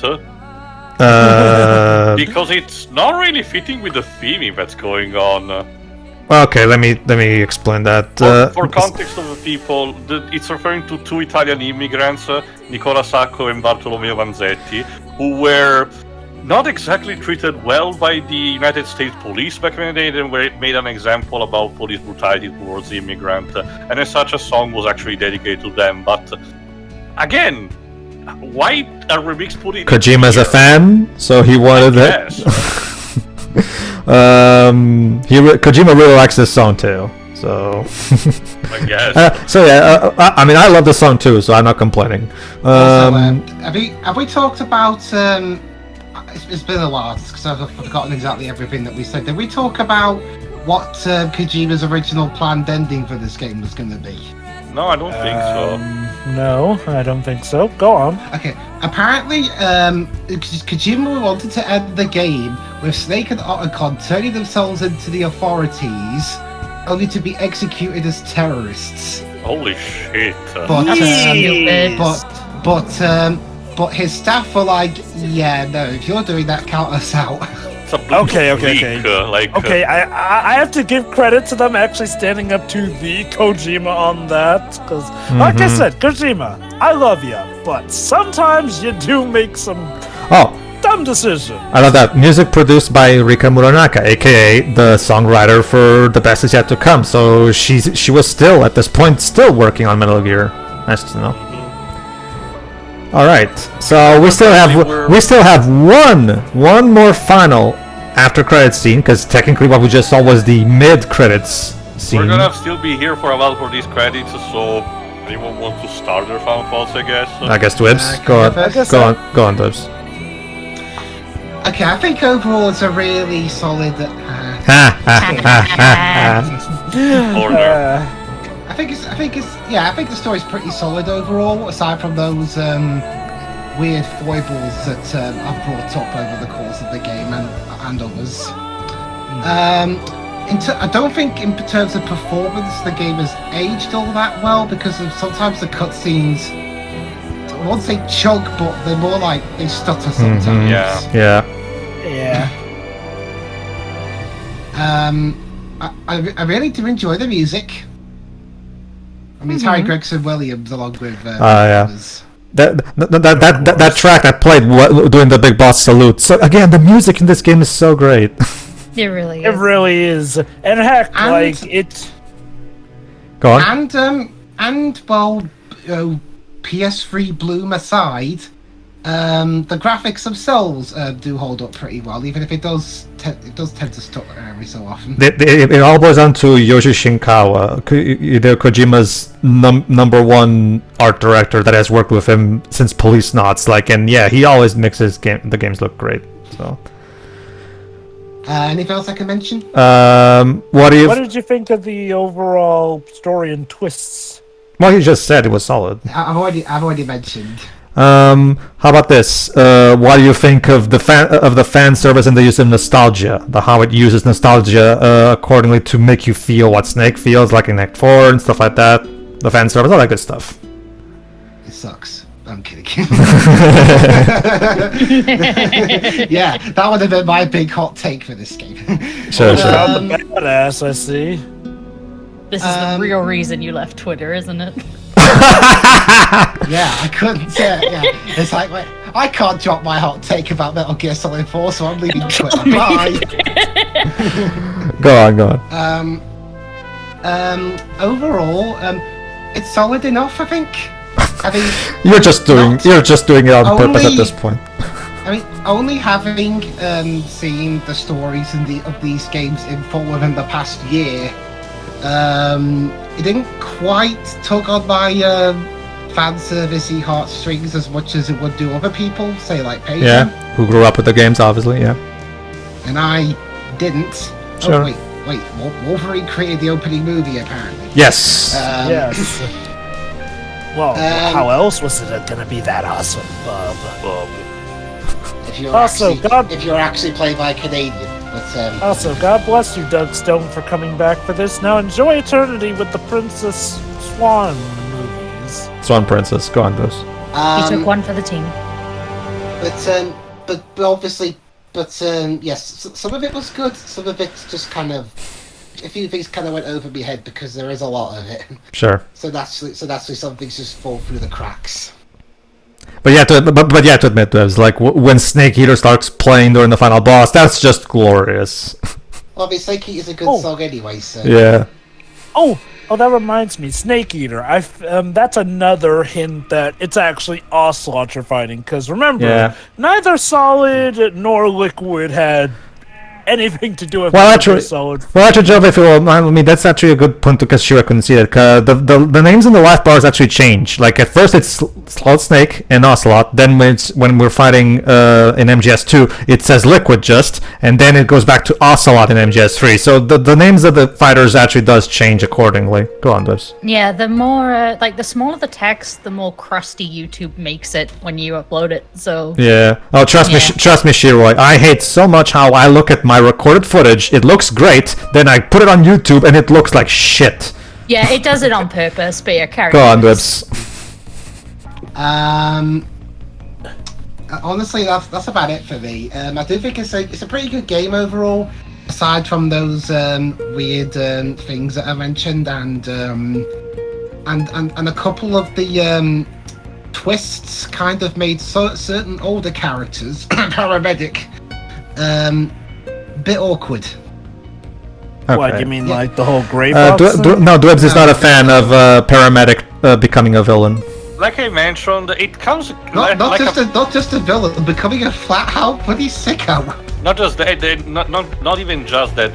What I argue is that the fact that it comes so sudden, for a 180 turn to a character that had given us at this point no hint of being, Yeah. No, she was just a friendly doctor.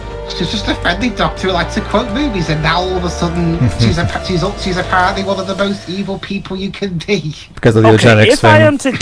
If I am to give it some credit, it was always suggested that she had hidden layers in Metal Gear Solid 3, and even Metal Gear Solid 3 itself does suggest that every one of our team's gonna have something messed up, given the fact that one of the integral members does. Ubisoft. I think it's because So Ubisoft was behind the eugenics, of course! It all makes sense now! It was Ubisoft all along! Oh, right, because remember, Snake has an Assassin's Creed costume that he can unlock, not player one. I swear, everyone was getting Assassin's Creed DLC around the time. Hold on, here it is. Here's to you from the film Sacco and Vanzetti. There you go. It's got. Basically, Jova, you forgot, this was the time the first first Assassin's Creed was released, and in such way a bit of cross-promotion, and in this, the costume is from Altair, not Ezio. Wait, hold on. They did work in Calling to the Night? It's one of the tracks you can unlock for the iPod, Jova. Oh, okay. It's an unlockable. Okay. Man, I don't remember the unlockables as much, but for a moment I thought, wait, are they... Don't worry, Joe. We'll be able to hear it when we do portable ops anyway, so... Again, I kind of do wish we could have done portable ops before Metal Gear Solid 4, because I feel like portable ops is like... Well, not quite the Ant-Man 3 to 4's Endgame, but sorry, Ant-Man 2, mind you. But it does have a good source of build-up for... Alright, hold on. By the way, yeah, that's the end of my final thoughts. Okay, Alright. Now before we move on to Shiroi, let me just see, the final bit. There you go, let's see. There you go, Shiroi. Okay, alright, Shiroi, now listen to this. You forgot these.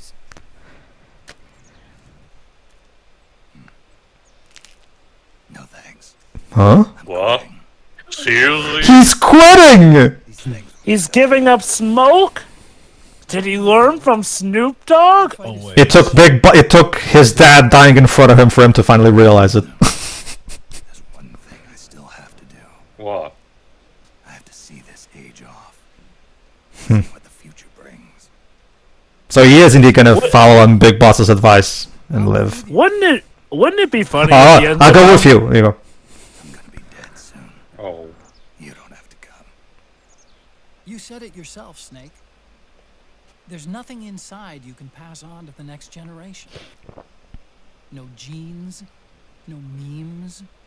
You're man-made. I bet it gets Sorry, I know it has a different meaning, but it's so funny. Hold on. Blue Road. What? There won't be any happy Beauty and the Beast ending for me. Aw. What little time I have left will be spent living. I love, and now Otacon is so sweet now. Just listen to this. Of the old age. Exactly. That's why you need me. As a witness. I'm the beauty to your Hold on. beast. Yeah. Someone on the outside to bear witness to your final days. Someone to pass on your story. Not that I'm the They could even make a video game about it. But I'll remember everything you were. And stick with you to Oh my god, They that really is are husbands. that is genuinely so sweet. I mean, if that's not a loud declaration, I don't know what that is. I know, right? Besides, you wouldn't let me suffer Sonny's eggs alone, would you? Hey, she went to make Hold on, Shiroi. Hold on, Shiroi. We'll address that.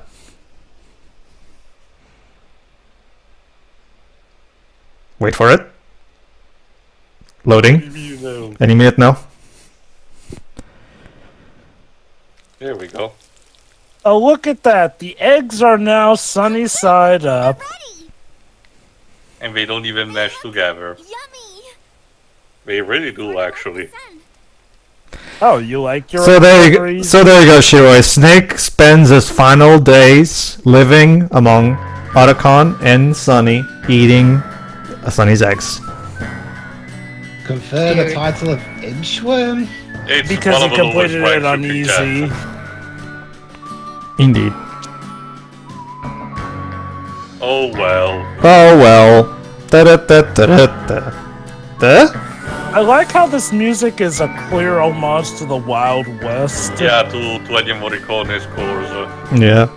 I guess my only sad thing is, well, I'll say that for my final Did Eric thoughts. Gregson Williams ever scored for a Western? Not that I'm aware of. I feel like there may be something in the back of my mind where he did, but I can't put my finger on it. Alright, so basically the Inchworm is for those who Pig is the title awarded for ravenous soldiers who hunger for a lot of items. So basically these are all in-game achievements, basically, that you can go for, basically. Alright, that's about it. We're basically done. Now it's just me showing out the stuff. And we got a race gun, game completion bonus, you obtain a new item. This is a 38 caliber high precision automatic pistol. We also got the tuxedo suit, of course. So learned by Snake during civilian life. You can put them on selecting change costume under camouflage in the menu screen. And that's right. And have Snake do his business. And we basically we get a shit ton of alternate outfits. So that's basically it. All right, Shiroi, final thoughts. All right, I want you to give final thoughts both on this game and the Metal Gear Saga so far. Because remember, this is the end of an era. So I'll probably just give it on this game, to be honest, because I don't really have any updates. So if that's okay, I guess. Wait a minute. Hold on, guys, though. Huh? This is the ending, though. Don't we need something of a special end card to end such a momentous arc on? that is true. That is true. Yes. Do you want to talk about that yet? All right, everybody. I only just started the final thoughts anyway. So Sure, yeah, if you wanna sure. Bring that up now. Go on. That is true. Basically, everybody, Dwebs is a surprise for us. Basically, everybody, recently, Dwebs met David Hayter, the voice of Solid Snake. And guess what? I'm gonna show you right now on screen for everybody. There you go. An autograph from David Hayter, a picture of his art from MGS2, saying, "Squirm comes, you're pretty good." David Hayter. We did it, guys. We got to the point where a big-name voice actor acknowledged us. Forget made my day, this made my life. Okay. A nice way to end this particular part of the saga. Alright, so Shiroi, final thoughts on Metal Gear Solid 4, Guns of the Patriots. This was pretty damn great, actually. I'll get the negatives out of the way pretty quickly, because there's only a couple of them anyway. Go ahead. I've complained about the filters Kojima has been using throughout this. They kind of suck. Also, the unnecessary flashing a lot of the times, which meant that throughout these games, there's a lot of stuff I could not watch. Thank you. I got to listen, though, and it sounded very violent. But anyway. Hopefully the re-release will make things more accessible. I'm not holding my breath, but go ahead. Yeah. The only other thing that I have to complain about, which I want to elaborate on because it was only fairly recently that I went into it anyway, Kojima needs to get a bit more consistent with writing the deaths of his female characters. And that's it. Again, I don't think he does it on purpose, but that doesn't Oh, sure. That doesn't negate the criticism, like the fact that it Obviously. exists in the games. But that's it, really, for Obviously. the negatives. For everything else, it was fantastic, honestly. I do feel the same way as Dwibs about the not being affected as much by the fan service as someone like Pedro would. I was smiling throughout like a lot of this, but it didn't hit as hard because it wouldn't. I've been watching all these within the past year and a bit. So But you can imagine. But I'm guessing. I've had this Sorry. all thrown at me at once, so Sure. I didn't have like the breaks, the anticipation, that kind of Sure. stuff. But I'm guessing you can imagine how it's like. No, I'm sure this was great. And again, like I said, I was smiling throughout a lot of this. Music is great. Again, the way they had to rework retcons was still very good, because if you hadn't had pointed it out, probably wouldn't have noticed all that much. Mm-hmm. They did a pretty good job without like annoying the fan base or anything like that. Trying to think what else I could. Would you agree with me that Sunny is a precious child that needs to be protected at all costs? Oh yes, absolutely. And I will admit, I did not cry, but I did tear up with Sunny and Otachan's little moment. I know, right? It's so That sweet. was so cute. No, what I love about it is Otachan's complete respect for her, saying, "Look, it's okay if you want to live life away somewhere else. I'm okay with it's okay." She wants to live with her two dads in Yeah. the plane. It's so cute. And eat not terrible eggs anymore. Character arc complete. Fantastic. I wanted to say this earlier, but we had to move along a little bit. My thoughts on the whole Snake suicide thing. I mean, I do get the point that, he's killed a lot of people and all that, so it should be, I don't want to say easy, but easier for him to end his own life. But at the same time, a lot of MGS1 especially was about turning your brain off and not trying to be emotional during a war like this, because emotions cause problems. So yeah, he's a machine, but I don't think he's entirely emotionless, and we've seen throughout this that he's not. So him hesitating actually isn't a problem for me at all. I do see both halves, though. I like Jova said, I don't think either is entirely wrong, but I do lean more towards the opinion that I just gave than the other, personally. That's fair. The main differentiating point between Solid Snake and his dad, Big Boss, is Naked Snake was a lot more emotional than Solid Snake was, which in turn some might argue is what led to John doing what he did ultimately. Which, yeah, we saw how that turned out. Whereas Solid, while he still has a heart under there, could definitely act a lot more cold when he was on the job, which led him to be much harder to manipulate. However, he was able to run some laps around the Patriots in Metal Gear Solid 2. I've always interpreted that it was ironically Otachan who started making him show a lot more, because we saw this in Metal Gear Solid 2, how that awesome handshake and hug that they shared in Metal Gear Solid 2. Otachan was the one that broke his ice, basically. And then Sunny later, basically a small child, part of the future generation, so you gotta he's wonder, gotta feel something. So does that make Otachan Snake's own personal Ocelot? Again, given what Ocelot did just to bring his best buddy back. Yeah. Also, Ocelot is probably still best character, by the way. There is no question about that with this game. Holy cow. What do you think of the voice acting? Great. As always, it's great. Liquid Snake! Meanwhile, emotional Bond themes play in the background. It's great. Yeah. No, this was fantastic. The only thing I have to wonder is, when it's considering how the credits are usually written, when I'm able to actually catch any of them, when it says director for Kojima, why doesn't it just say God instead? well, actually, she was. The voice of God during the voice of God. The director should just be God, right? Well, he is the creator of this universe, like I keep saying. Shiroi, believe it or not, the gag is going to continue, because the Metal Gear game after this, Peace Walker, which is the next game in the basically after this, Shiroi, now we're going to continue the Big Boss saga. What happened after Snake Eater, but before Solid Snake saga, right? And there's going to be another Easter egg in Peace Walker, one of the Big Boss games, where we do find a hidden message that says Kojima is God. Of course, it makes sense. These new religions are getting weird. So they do run with so they do keep the gag going about how Kojima is the god of the Metal Gear universe, and he keeps showing up. And believe it or not, sure, we're going to have like Joe said before, we're actually going to have a mission in Metal Gear Solid 5, sure, but we have to rescue Kojima from capture. Great. But yes, even God is not invincible. So even even God in this universe is not immune to being captured, apparently. Yeah, that's it for my final thoughts. Great finale. One question, Shiroi, that you've already heard us talk about the whole, this is more of a movie thing. What's your opinion on the cutscene gameplay ratio of this game? I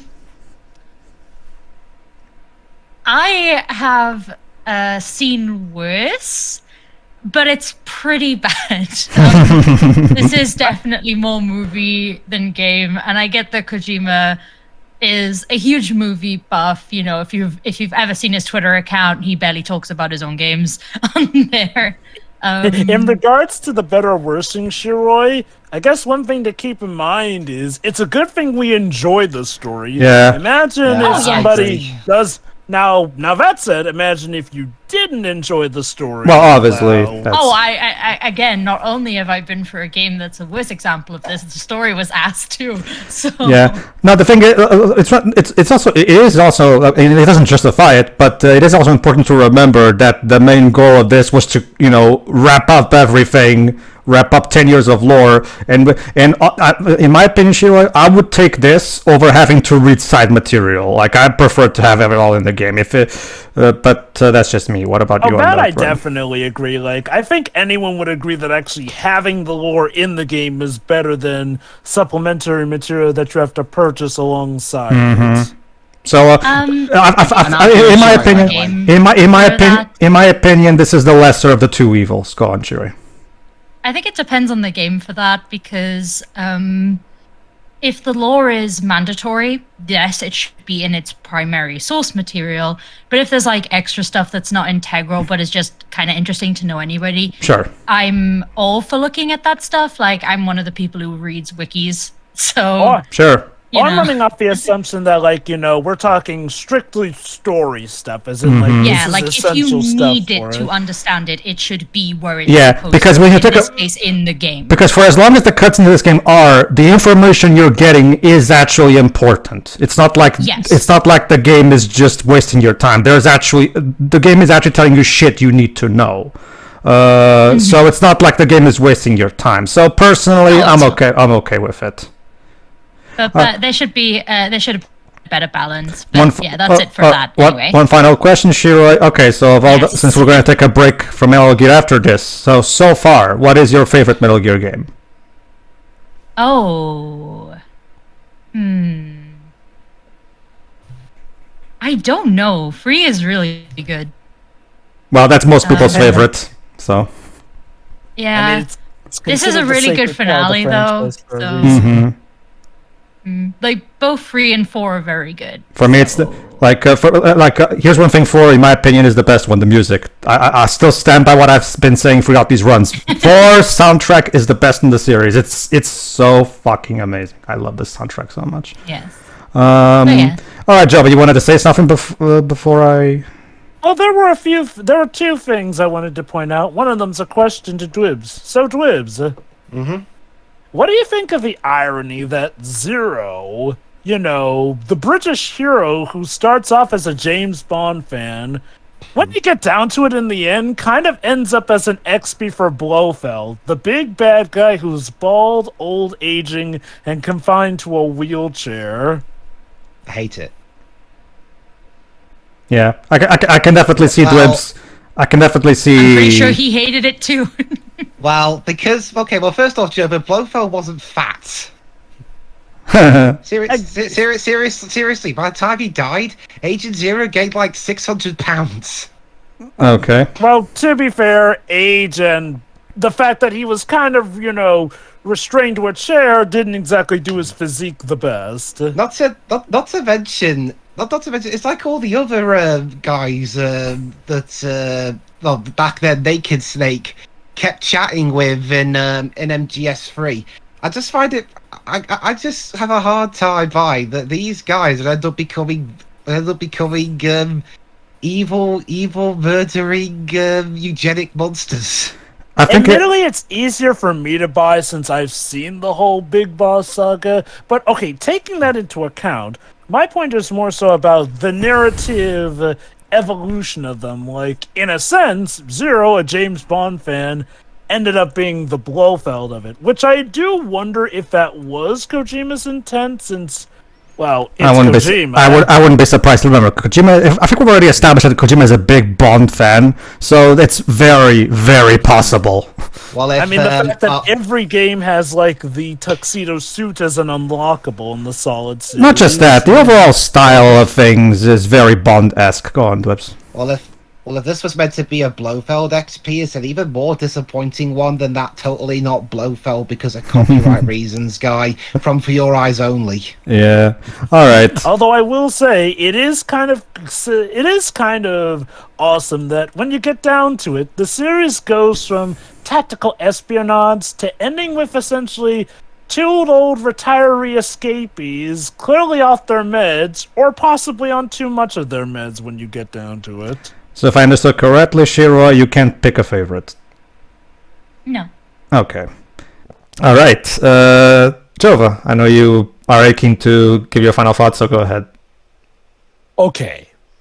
I may have problems with this game. I'm sorry, Jova. Could you give me just one bit? One thing I forgot to ask Shiro real quick, if you don't mind. Question, Shiro. I know you've already said your thoughts about ending here, but I was wondering if you want to expand upon that. You already made it clear that you think it would have been a mistake for the original plan to just end the Solid Snake saga at MGS2. So do you want to elaborate on why? I'm sure Jova is going to, but I wanted to give you a chance to do so as well. Well, if it's true that was the original plan, God, it's so dull. Like it doesn't really seem to wrap up anything at all. Like, unless they were going to do it after all of this we saw, I don't know, but the whole firing squad stuff is something you see often enough in stuff like this. You don't really need it. I feel like the impact would have been, considering everything that led up to the ending, it would just be like a lead balloon if they went that route, honestly. Okay. It would have been way too dreary just for the sake of dreariness, I'll be honest. And to be fair, Metal Gear Solid 4 was kind of already pushing that envelope, but at least we got a happy ending for the core characters. Mm-hmm. And it wasn't entirely happy. It was like uncertainty, some stuff was a bit shit. And shit is in sad, not bad, Yeah. Mm-hmm. But that's it? Yeah, I feel like just the firing squad ending would just no. Okay then. No. All right, that's about it then. Jova, go ahead. I may have quite a few problems with this game. That being said, those problems pale in comparison to the awesome things that this game does, which definitely leads me to say it's a great time.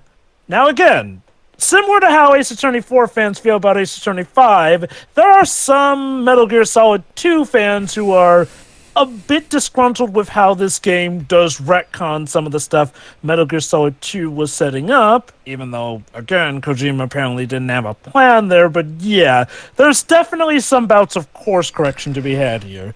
For the most part, I'm fine with them. In fact, I think some actually do work to the improvement, but I do get why fans would be a bit perturbed, especially Liquid fans. Again, sorry, Liquid fans, your boy was never back. Which means Liquid died a poser when you get down to it. I mean, he was a powerful one nonetheless, and he nearly did get Snake, but yeah, he died in Metal Gear Solid 1 and stayed dead. Which really just means Ocelot was an amazing actor. He was able to simulate two voices in Metal Gear Solid 2. Remember, as you mentioned, a combination of nanomachines and psychotherapy, self-hypnotism, whatever. Yeah, again, it is a bit of a, it's nanomachines, trust us, son. Nanomachines, son. Again, I love how what's pretty much considered a franchise catchphrase is, was essentially birthed from a spin-off when you get down to it. A canon spin-off, but still, nanomachines, son. But, no. Talking about the game itself proper, I think I'll do like Shiroi, and I'll get my negatives out of the way. So first off, I'll admit, I do feel like when it comes to the BB units, they are great design-wise, do not get me wrong. Each one with a rich backstory, But I do feel like we go a little too far into the whole dreariness of their situation without getting to see their proper good endings. Like, now granted, from what we see, they all got the non-lethal deaths, and maybe we could infer that Drebin helps them, or again, they die since they're out of the suits that long, which just feels sad. Like, I feel like it wouldn't have hurt to have just had a scene of the 4 girls finally being free of all of it and just being, allowed to live normal lives. I feel like, you could have added in a little extra scene to show that they're fine, especially since we see that other frog units are fine despite being disabled from the AI. So yeah, there's that. Second negative, Naomi's role in this plot is essentially betray everyone, have sex with Otacon so that he'll then cry at her death, so he can once again mourn the death of a woman that he loves. And she really took him for a ride in not the best way. Look, it's like me and Tio said, maybe would have been fine with her dying if she had waited until the Patriots were actually defeated. And then maybe have that reveal that the Patriots were controlling the AI that was keeping her alive from the cancer and all that, rather than her just going, well, guess I'll die and leave you to deal with the consequences of my actions. Don't worry, if you actually make it, I'll have a special recording playing for you as a reward, essentially. Bye! So yeah, again, did not care for Naomi's bit here. And yeah, third negative is, Rose. Yes, it is a story-given reason why she did what she did. That being said, I do feel like it is still very much up to the viewer whether or not you legit buy that this was the only way, or that, again, I will say this, Raiden has some serious patience for putting up with this woman's antics. Granted, like Pedro suggested, maybe he's doing this for the son, and hey, maybe he runs on a rule of 3 strikes and you're out, and if Rose seriously does this a third time, then Ryan's okay, divorce, and I'm taking the kid. Like I said, I've always interpreted her dialogue in that final scene as this is a chance to start over from zero. Maybe now that all this shit is done, maybe we can finally give this a proper chance. This is why it's a bit frustrating to me, the fact that Rising doesn't really follow up from this, because it would have been probably satisfying to know that is true. Is all right. Yeah. Like I said, I know that it is a passing mention, but I don't even remember if it's on the context of Raiden saying everything is all right with the family and everything. My take has always been, again, that Platinum just didn't want to touch this with a 10-foot pole so that they could focus more so on the political thriller that Rising is in. Oh boy! Does Rising get political? But, okay, to seep a little into the positives though, while this did not exactly make me think the world of Rose, to give credit, Rose is a lot better in this game as a person, and as an operative. She actually does her job proper in this game rather than harp on the player for this or that. She actually does her job as a therapist, and I actually did find myself enjoying the conversations between her, Campbell, and Snake. Hey, Jova. Yes. Snake, you had my unconditional support. And it was that unconditional support that finally killed them. Thanks, April O'Neil. It's funny because she kind of had a similar hairdo to O'Neil in that. And yeah, again, one thing I noticed is Rose's model changes quite drastically with each one. I guess they wanted to show that she is still very much in fashion for all that. Now, also speaking on that, props to Roy Campbell. The man legit made some of the biggest sacrifices. Probably had a lot of people talking behind his back, marrying a woman several years his junior, and kind of harboring that child in secret, but by God, he did it with the best of intentions, and hopefully, when Meryl learns the full truth about that, as far as we know she didn't know the full truth of it yet, that will help her forgive him. Well, Meryl was Jova, pissed. that's the thing, Jova. The scene with Meryl and Roy is actually vague, and we don't know if he told her already or not. Because, like, even let's assume he told her before that scene with the wedding, right? Like, she could still be, oh my god, I'm still mad because god damn it, I'm like you could have told me something about it, but or maybe technically he couldn't, because of course, the more people knew about it, the more dangerous it would be. So my personal take is that she doesn't know at that point. Like, this is mainly following up to how he was reconciling with her on the battleship thing.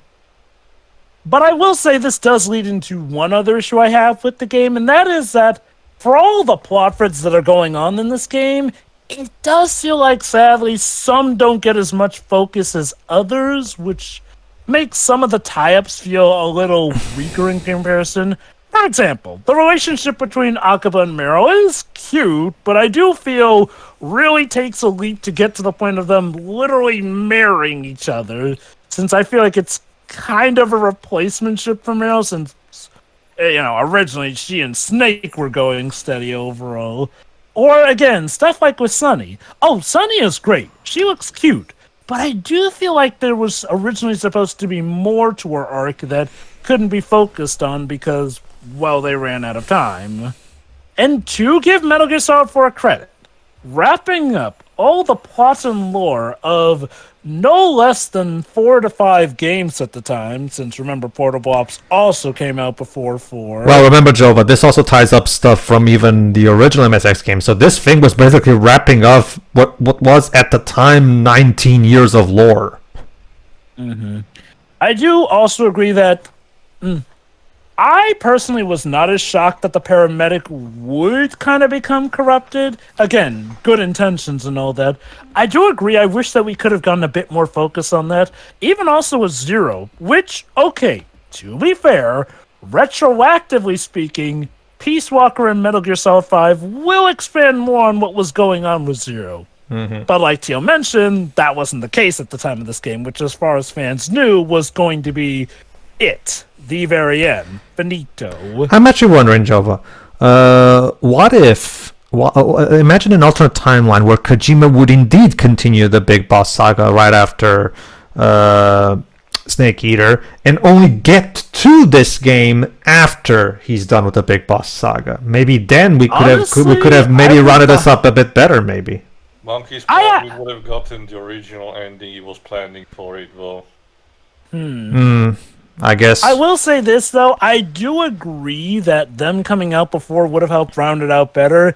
And then, honestly, except for, that one big plot twist that comes in either Peace Walker or Metal Gear Solid 5 regarding, well, it's something regarding Ocelot. Mm-hmm. That's all I'll say. Yeah. Aside from that, I don't think you'd be spoiled too much for the big twists of Metal Gear Solid 4, because if I recall correctly, I don't think they mention Big Boss really being part of the Patriots in Peace Walker or Metal Gear Solid 5 as much. Now, we do get stuff about Zero hosting the Patriots, but I forget if we talk about that much. Well, even still, I think, at the very least, to be fair, Metal Gear Solid 3 does give us the timeline in the end, which does show us that Zero was starting up the Patriots, so maybe there'd have been a little edited version of that, or heck, maybe it wouldn't have been the big twist of 4.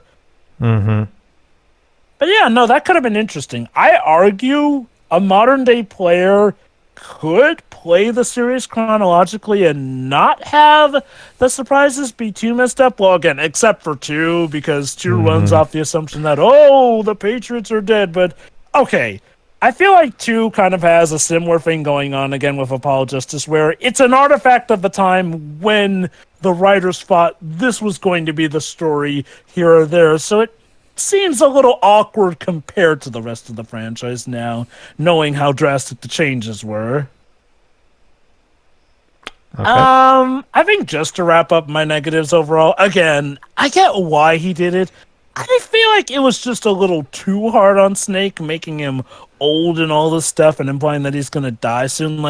if it were me, I would personally like to leave the door potentially open. Maybe not for him returning as, per se, the main playable character, but again, maybe having him be something of a mentor to the new playable character in that regard, since, to give Metal Gear Solid 4 credit, it is a much better send-off for Snake than Metal Gear Solid 2. I do not know what Kojima was on when he thought that people were going to be A-okay with that ending. But yeah, I do feel like making Snake uber-aged was a bit overkill, especially since it effectively slams the door on any romantic relationship he could have with Meryl. Yeah, I was rooting for those kids, and I didn't like how Meryl was kind of just out of Metal Gear Solid 2 either. But I digress. That's my negatives out of the way. The rest is contained awesomeness. While, yes, this game is mostly movie and not as much gameplay, thankfully, I enjoy the story, so I feel like this. Well, again, it's like with Metal Gear Solid 2. If you dig the story, you'll be fine.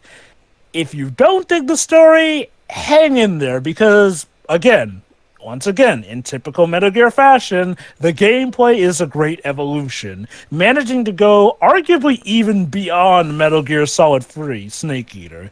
Again, keep in mind, at the time of this game's release, Snake Eater was the sacred cow of the franchise. It was going to be what anything and everything after was compared to, because it is considered the pinnacle of the series, even still to this day. Yep. That's why it's the one being remade. And yet, I will give Metal Gear Solid 4 credit. I do feel like its gameplay is even better. Now, part of this may depend on if you really liked the eating mechanics of Snake Eater, the trapping and hunting of animals and all that, or the environments. Especially since Metal Gear Solid 4 does make stealth arguably easier in some regards. But again, I feel like it's just a proper evolution. And again, to be fair, part of the reason Snake Eater has the gameplay it does is because we're back in the 60s before nanomachines started doing a lot of the heavy lifting. So it has a lore reason for that too. That being said, the combat, stealth, the gunplay, and everything is, well, again, at the time of its release, was the best. I think the only reason people didn't consider it overall better than Snake Eater is because Snake Eater still had more of the complete package of having arguably the most spotless story. Again, my personal favorite is still Metal Gear Solid 1, but I digress. Snake Eater, from arguably an objective stance, could be considered the one that just nails and rounds out every aspect of Metal Gear perfectly, including having a good pace of the cutscenes with the gameplay. That is not to be said that Metal Gear Solid 4 is to be scuffed at, though.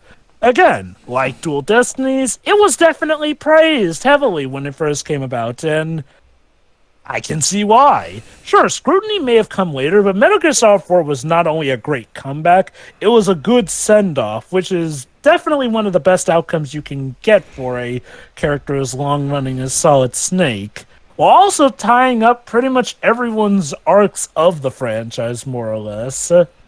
It left the door open for Raiden enough that Ryzen could be made, but again, it's a stellar enough piece that really does one of the toughest things. It does sound like it was a bit of a rough road getting there, but they got there. And boy did they ever with some stellar music, including some nice music returns. Now, in regards to nostalgia, I'm not as old a veteran as, say, Pedro was in regards to when he got onto it, because again, I started getting into Metal Gear around the time that Metal Gear Solid 5 came into the picture. It's abundantly clear, Jova, that my generation is the target audience, the core target audience, the people who played MGS1 back in 1998. Although I will say this, though, I was definitely made aware by 2008. Oh, sure. Well, Smash Brothers Brawl was a thing. Because, yeah, Smash Brothers Brawl is where I first got my proper introduction to Metal Gear. Mm-hmm. And, well, the rest is history from there. Stellar music. For the time, state-of-the-art graphics.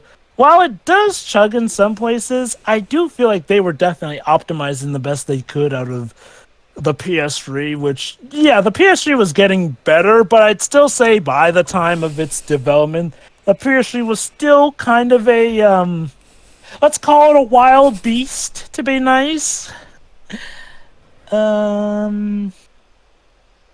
I do like the character arcs overall, too. Snake having to console with the difficulties of trying times. Big Boss getting his dream at long last and realizing, oh god, he was way off the mark from what the boss actually wanted. Like, I do like it when you think about it. Big Boss could still be considered the arc villain of the series, and it's in the game where his dreams are finally achieved that he realizes how wrong he was. I'm actually in agreement with Kojima. Big Boss is also my favorite Metal Gear character. He's by far, in my opinion, the most complex character of the entire franchise because of everything that goes down throughout the entire franchise with him. Oh, I can definitely see why, ironically, as opposed to Solid Snake, Kojima was definitely interested in exploring more of Big Boss's story. Yep. But yeah, no, Big Boss's arc, again, I do love those bouts of seeing the villains get what they want and then having to reconcile with what that victory means to them. In Big Boss's case, it is the final realization that, in the end, he went about it the absolute wrong way. Which is tragic because all of his friends went about things the wrong way. Paramedic meant well, she still caused Grey Fox suffering, and that would lead to her demise. Second would later go out to sell out the government with Metal Gear Rex. And Zero, you gotta love the irony. Zero, a guy who loves James Bond films, kind of ended up being Blofeld, a guy in a wheelchair, all bald and everything. Do you think that was the intention? Knowing Kojima, I don't know, Taylor. I can see Kojima secretly intending that, to be honest. Only Dwibs have been here to hear that. Meryl's arc, again, I feel like we could have seen more from it, but again, I'll say this. While there are a lot of arcs that I feel we could have seen more from, what we do see from them is all stellar work, for the most part. Aside from the negatives I mentioned, most of the arcs here are played very well. Autocons as well, too. Because, man, how... It's interesting how far he's come from being that scared man at that Arctic base to now practically coming out on the field with us and being the guy who, in all intents and purposes, saves the day with them hacking skills. Also pretty much being able to pass on his own knowledge to the next generation in Sunny. I already mentioned how awesome Roy Campbell was. Seriously, dude took several ones for the team. What about Drebin? Drebin was definitely awesome. Even before we knew that he was technically working for the Patriots, I do like to imagine he was finding every loophole he could to actually help us out with them. The BB units, again, while I do feel like it got too dreary with them at times, and we do get a bit of whiplash, all their designs and, the concept of them was a very interesting idea that I do think was also well handled. And I do like how the series, despite getting serious, still has plenty of its funny and quirky moments. Heck, even arguably to the point where, again, the finale fight can literally be summed up as two old men beating each other up past their best years. But hey, the music makes it awesome. Yeah. So there's that. And yes, it is stellar to see pretty much most of the Metal Gear Solid 1 crew back here. Again, what I do like the most is the direct compare and contrast between Solid Snake and Naked Snake. Whereas Naked Snake's crew and friends would all turn evil in some way, shape, or form to the point where, my god, when you think about it, the most honorable of them were Ocelot and Eva, Adam and Eve. Which, were arguably two of the characters who betrayed us the most in Metal Gear Solid 3, yet they ended up actually being in our corner the best in this game. Again, How messed up is that? It's the whole trying to inject a bit of religious symbolism, Adam, Eve, and the snake, about the origin, what it sets up, who gets betrayed by whom, placing the blame, and being cast out as a result. I will say it is a shame knowing that Ocelot was Ocelot, and we never got to have a final revolver duel with him. Like, it's nice to see that the dude can still fight despite being that old, but it's a shame that we never get a proper revolver duel just for old times. It was remember, that's why I said that the whole top of the structure thing was meant to be, again, another callback to MGS1, specifically the fight against Liquid. Which, remember also, the first fight in Metal Gear Solid 1 was against... Well, the first boss fight in Metal Gear Solid 1 was against Ocelot. Yes, it was. And it turns out Ocelot was the final boss fight of the Solid games. Now, let's see if the man lives up to the legend. I like how he does his special pose, which... Oh, fun fact, Pedro never showed it, but in Metal Gear Solid 3, if you press the buttons at certain times, you get hidden cutscenes. A lot of those hidden cutscenes are other characters doing his pose, including Eva and the boss at certain points, so... definitely iconic. You're pretty good. I think that is the best way to cap off my thoughts on Metal Gear Solid 4. For all its rises and falls, its peaks and valleys, it is definitely iconic of the Metal Gear brand. It does what it sets out to do, putting an end to things, and if we were to re-release it, I would like a remake that can properly implement a lot of the cut stuff or beef up the arcs here, but I will say this. I did not leave disappointed with this game. Metal Gear Solid 2 left me feeling way more conflicted in not the best way. Which is weird. Metal Gear Solid 2 is a game that feels solid enough until the ending, which kind of really brought it down for me. Whereas conversely, Metal Gear Solid 4 is a game that is much messier in the plot, but it does such a great job with the ride and going out on a high note that I love it still. I hesitate to call it my favorite game. That might still be Metal Gear Solid 1. Yeah, warts and all, Metal Gear Solid 1 probably has the plot I still love the most. But you know what? Metal Gear Solid 4 would be a close second or third, because, yeah, it's still a Snake Eater to go up against. I was about to ask, you'll put this even above Snake Eater? I think I'll tie it with Snake Eater. Okay, if I were to look at it for a critical end, Snake Eater easily wins for obvious reasons, but to me personally, I feel like it's neck and neck with Snake Eater, which is also great because despite Snake Eater being the farthest away from 4 timeline-wise, it is nice that, they also tie in elements from it, even with us literally ending once again on John Salutes. So that's Metal Gear Solid 4. What a stellar time. Go ahead, too.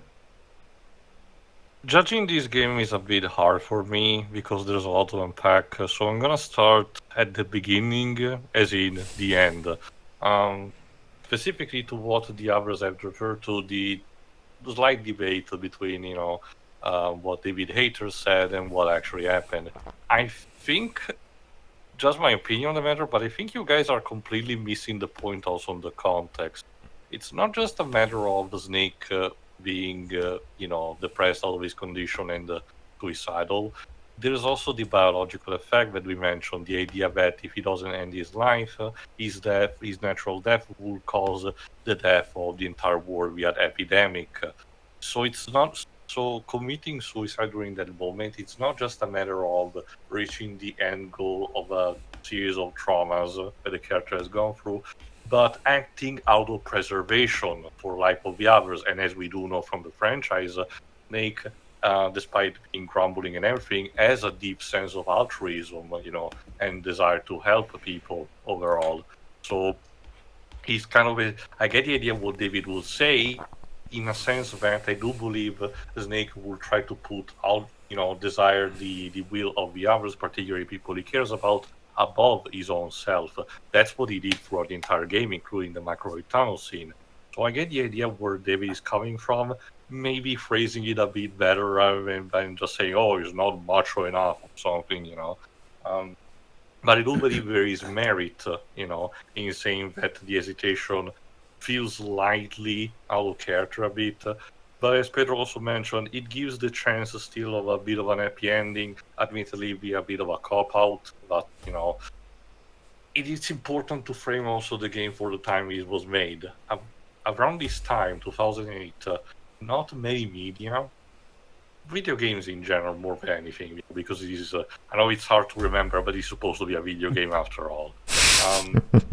A lot of media did not really have the capacity of this gigantic wrap-up.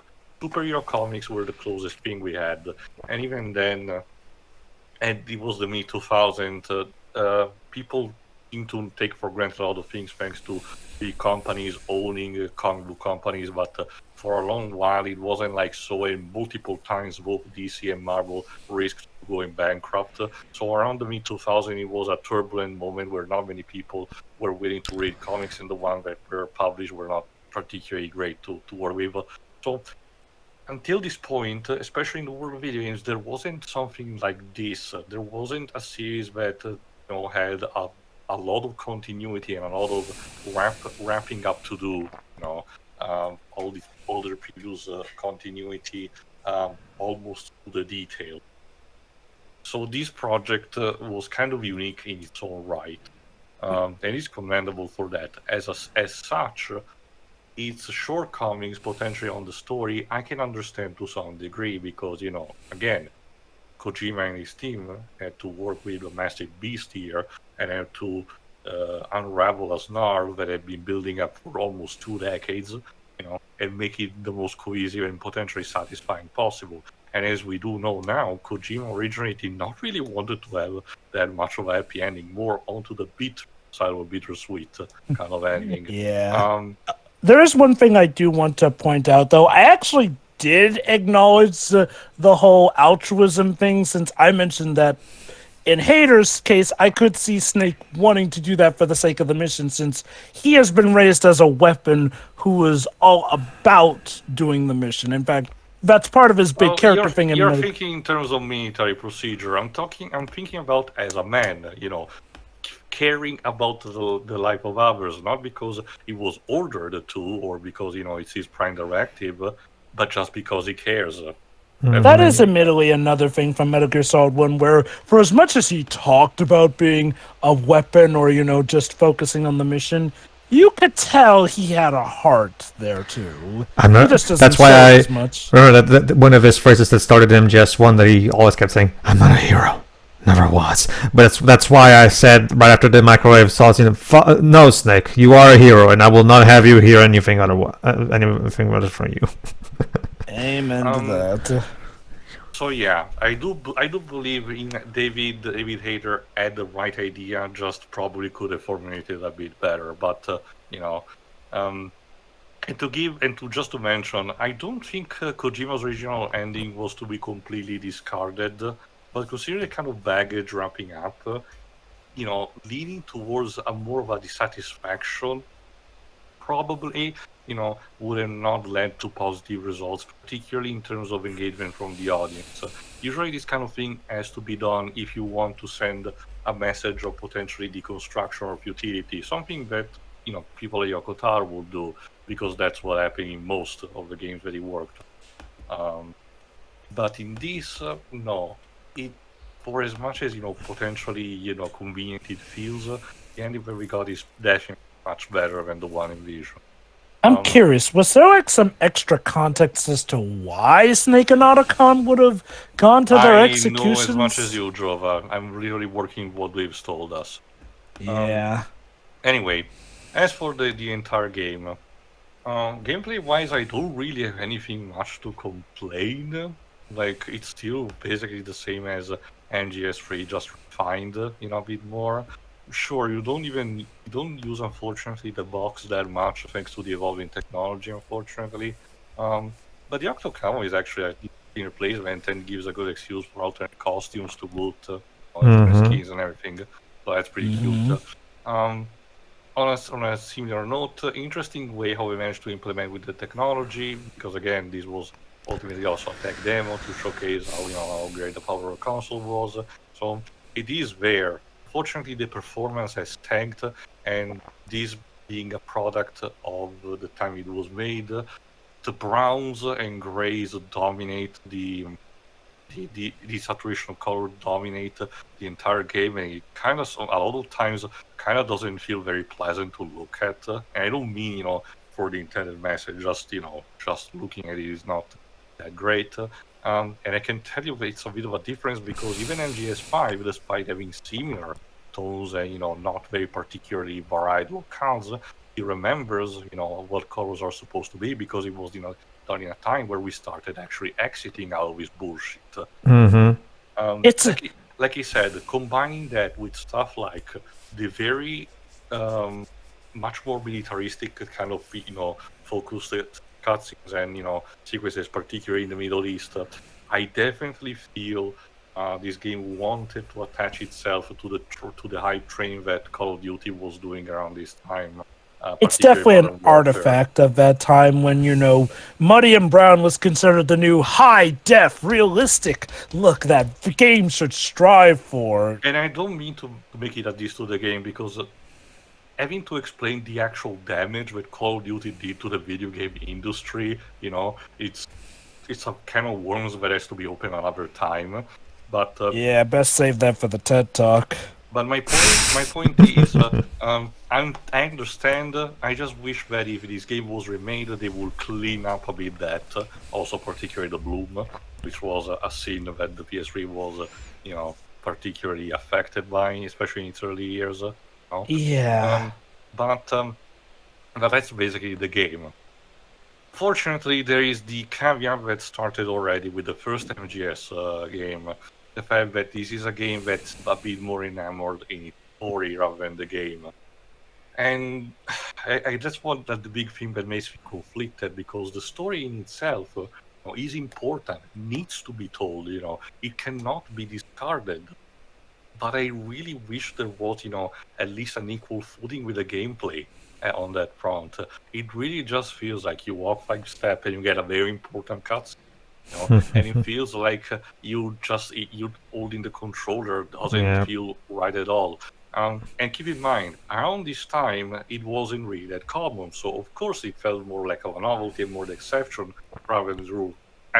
After all, as you can see, even when you have sequences where you're moving along the side of a character, this game, unlike examples in the future, does not slow down the default speed of Snake. You can move around still at your own pace.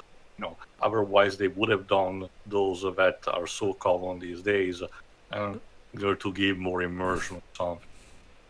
But again, it's just frustrating because this is supposed to still be a game after all, and not necessarily ignoring, but not acknowledging as much this fact, like potentially make feel a bit of a disservice. But it cannot be helped because it's a matter of circumstances. I think the only best solution would have been if there was just more gameplay than anything added onto this existing material. And this is why also one of my arguments of why this should be remade instead of MGS3. Sure, there's still potential for MGS3 to be redone properly, but this is the game that needs the quality of life improvement. Would you say it's this or Metal Gear Solid 1 that needs it most? This. Like I said, MGS1 still manages to have a decent enough amount of gameplay, and a level of engagement that works just fine. This, was done in a time where experimenting with technology and showcasing graphical capability was more the priority, and while spectacle for time and good on learning about the story, as an actual video game experience, I do argue it does suffer the same problems with a lot of the games with similar characteristics do have. One trick pony. You play it once, and then if you want to enjoy the thing you enjoy the most of the game, you can just watch it on YouTube, because You know, if you want to have a more arcade-esque experience, you probably are better playing one of the previous titles like MGS3. But let's talk also about the story, because I am okay with it for the most part. Some stuff that had to be wrapped up were contrived, but like I said, because this was a unique specimen more than anything, it's a bit more excusable with what they did.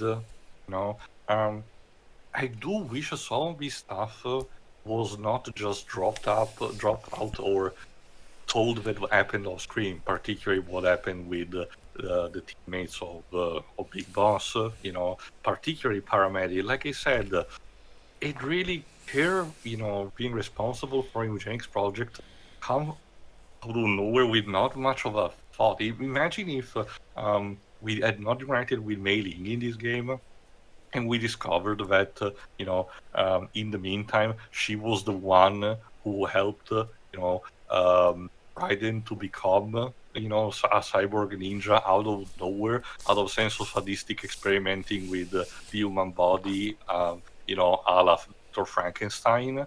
That would be feel jarring, and that's kind of how I feel towards Paramedic when she really did not do anything to deserve that. See, it just happened, and like Joe said, this type of betrayal feels more like intentional and not even on the same scope, because it's one thing to leak governmental secret. Once again, another weight, another measure, another evil, playing with the human DNA to the point of having control of life to such a degree. That's why eugenics is really regarded as one of the cardinal sins that you can do, especially these days. And again, especially Zero. Again, thankfully we will have future games to tell more about on that front.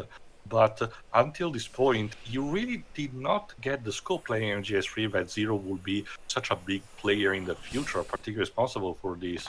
And the most you got was Zero starting the Patriots initiative at the end of Metal Gear Solid 3. Yeah, in the timeline. But I'll admit, even that is kind of like, oh, Zero started this. Like, you don't get the idea that he got the whole AI thing going to that degree until for comparison, I do wonder, because Kojima probably read it's a very important Western comics. This serves also to parallel a bit Watchmen, which is a deconstruction of traditional superhero teams. Yeah, they have been a period like the Golden Age, or in this case, Silver Age, like what the age with Zero was mainly properly on, will be put up a team, but eventually the things will devolve for bad. People will become crazy, murdered, or evil out of nowhere potentially. Again, the deconstruction of the typical power fantasy of a team like the Justice League or the Avengers. This has similarities to that, but like I said, it comes a bit out of nowhere for the sake of resolving some plot elements, particularly for MGS2. Again, some things are a bit too sudden, but like I said, they had a bit, the Kojima and the others had their hands a bit tied, so I'm willing to understand, because this kind of baggage would be dampening for all the people, so I can understand overall. Raiden continues to potentially have his life become miserable, because sure, it gets a bit better, but he has to get through hell once again, potentially. And Rose. Again, Jova, I don't really share the hatred for Rose that you have, sorry. Well, me and a lot of fans, but you know what? Okay, to be fair, it is very much you might like Rose, you may not like her, so it is very possible to like Rose. That's fair. No. If I had to mention something that Shiri potentially did, is mostly about also the BBs. Aside from the fact that their backstories told us, in one go after defeating each one, instead of actually being told potentially by them. I know that Dweebs have made a point that, it's a bit awkward that when a boss is defeated and they tell you about their backstory before exploding. But I think it's part of the charm, that's the important part, rather than just having Drabbing give you a text dump, about about their backstories, and the BBs having not much of a personality aside of showcasing how they're traumatized while being very seductive and provocative. Yeah, about that. I agree partially with Shiri about Kojima and the rest of the team handling, female character. I don't think he's as much of a problem in how he handles LGBT characters. I already mentioned partially this about Volgi in MGS3, and unfortunately we will get another example in a future game. But it's more of in this case for female characters, it's more of a case of adhering to the cliches of the time, because Kojima is a fan of action movies, all the Western movies, and since all the Western movies handle female characters that way, he probably got the idea that common type of cliches and tropes associated with the case, are perfectly fine to do with something like that. So it's more of a case of I don't really want to call it indoctrination, learning from the wrong type of school. That's what I meant. To be fair, it could mean said. To be fair, I wouldn't say it's exclusive to Western films. Like, I feel like Eastern films could just as easily do the stuff. Well, I feel... but we know what Kojima's inspirations are, in these. Okay, fair point. It's just that I don't know if that came from Western movie influence so much as that's just an issue that Kojima himself has always had in some regard. We didn't talk because we haven't recorded the game yet, but if I recall correctly, I think it's Nature, but there's also something like that, but I don't remember the details. But whatever. Let me try to wrap things up. Also on a similar note, Naomi, like you said, I didn't mind the idea of her being raped by guilt and wanted to end her life too, but the timing could have been better. And she could have, just waited a bit for being more climatic instead of just immediately wait until Vamp died. On a similar note, the thing that I mentioned at the end of Shadow Move is because it gave me a bit of time to reflect. I do believe a better way to potentially integrate what I did mention about the final boss in that area would have been if Liquid had managed to get the Metal Gear Rex and make it on board of Outer Heaven, and if the climax was that, Snake finds once again Rex, we get the Metal Gear versus Rex versus Ray fight, and then after that, the on-hand, versus Liquid, with the multi-stage phase. That probably I do agree. That would have... like I said, I think the major problem is a bit of pacing. I get the idea why putting Rex at the end of the Shadow Moses to complete the nostalgia level, but I think the type of awesomeness of climax would have been better if it was put at the very end of the game. I'm sorry. It's kind of like a bit what I think about the final giant Luigi boss fight in Luigi Dream Team. It's spectacular on its own, but it feels like it should have been more near the final boss than it actually is. Yes, Jovan? I was gonna say, imagine if, just to add to the fight, we have the two men having to leap from Metal Gear to Metal Gear as part of the fight as well, making it so that we're not fighting a top 1 Metal Gear, we're fighting a top 2 this time. In terms of the rest of the presentation, voice acting and the score are still, perfectly fine with what they do. So, fair enough.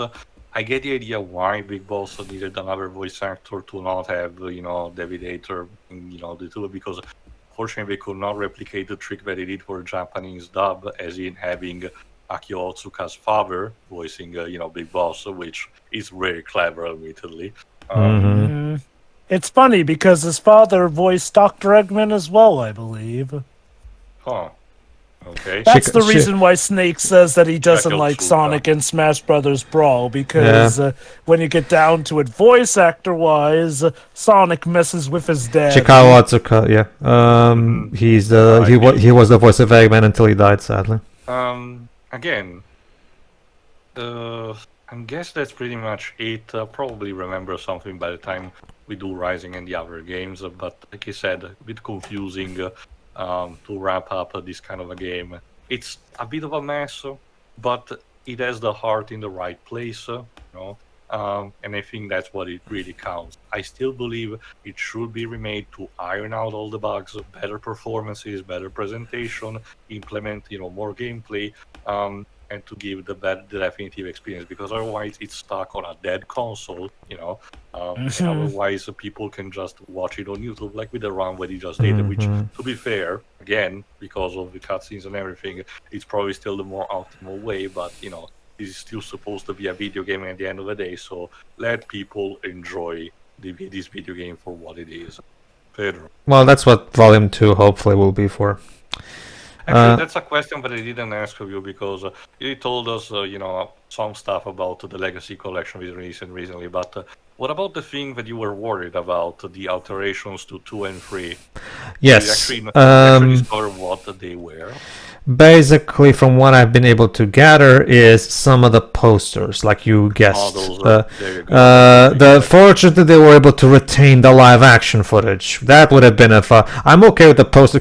Here's a fun fact: the original PS2 release of Metal Gear Solid 2 had FHM posters, and those were later replaced in the HD collection because, again, copyrighted stuff. And there's already a mod for the Master Collection that puts in those original FHM posters. So it's interesting. But oh my god. Yes, Jova? I kind of just realized something from Teos' talk about the Metal Gear fights.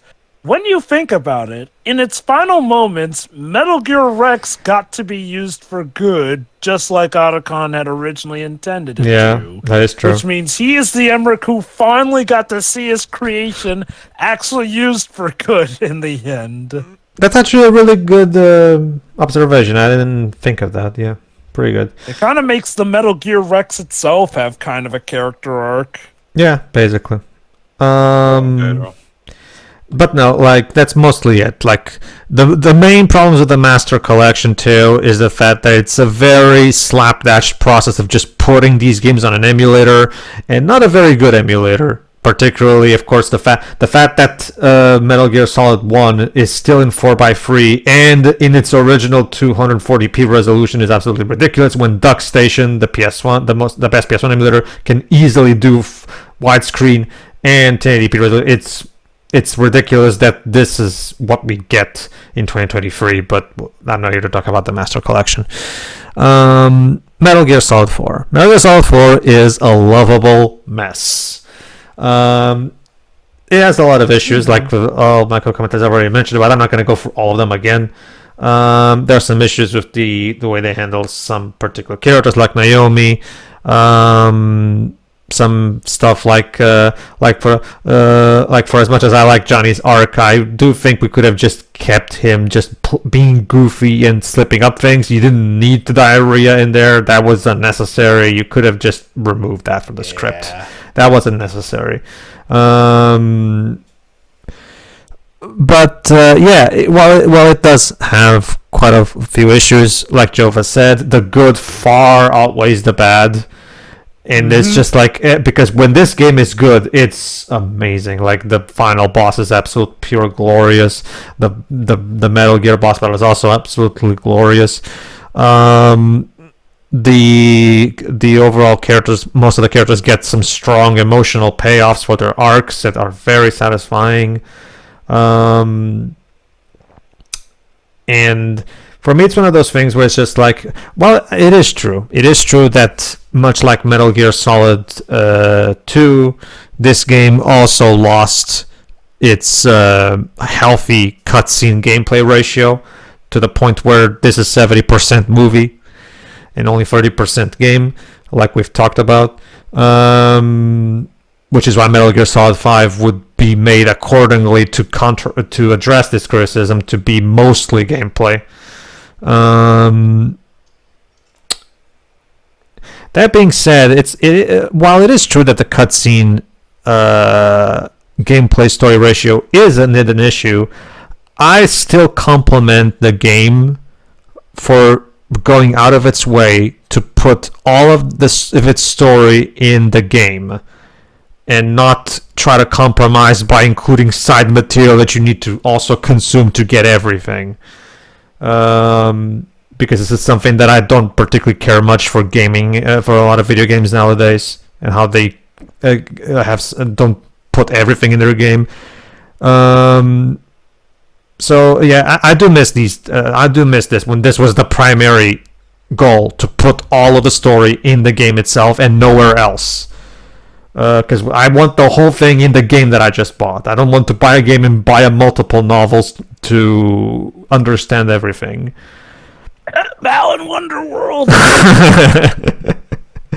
I could literally where the story is. I could mention other examples, but I don't want to derail this. Like that's one of the main reasons. That's one of the things that really blew me away about Final Fantasy 16 recently. Wow, the whole story is in the game. There's nothing else that I need to consume aside from just the game itself. I miss these days. Strings attached? No strings attached. Everything is in the bloody game.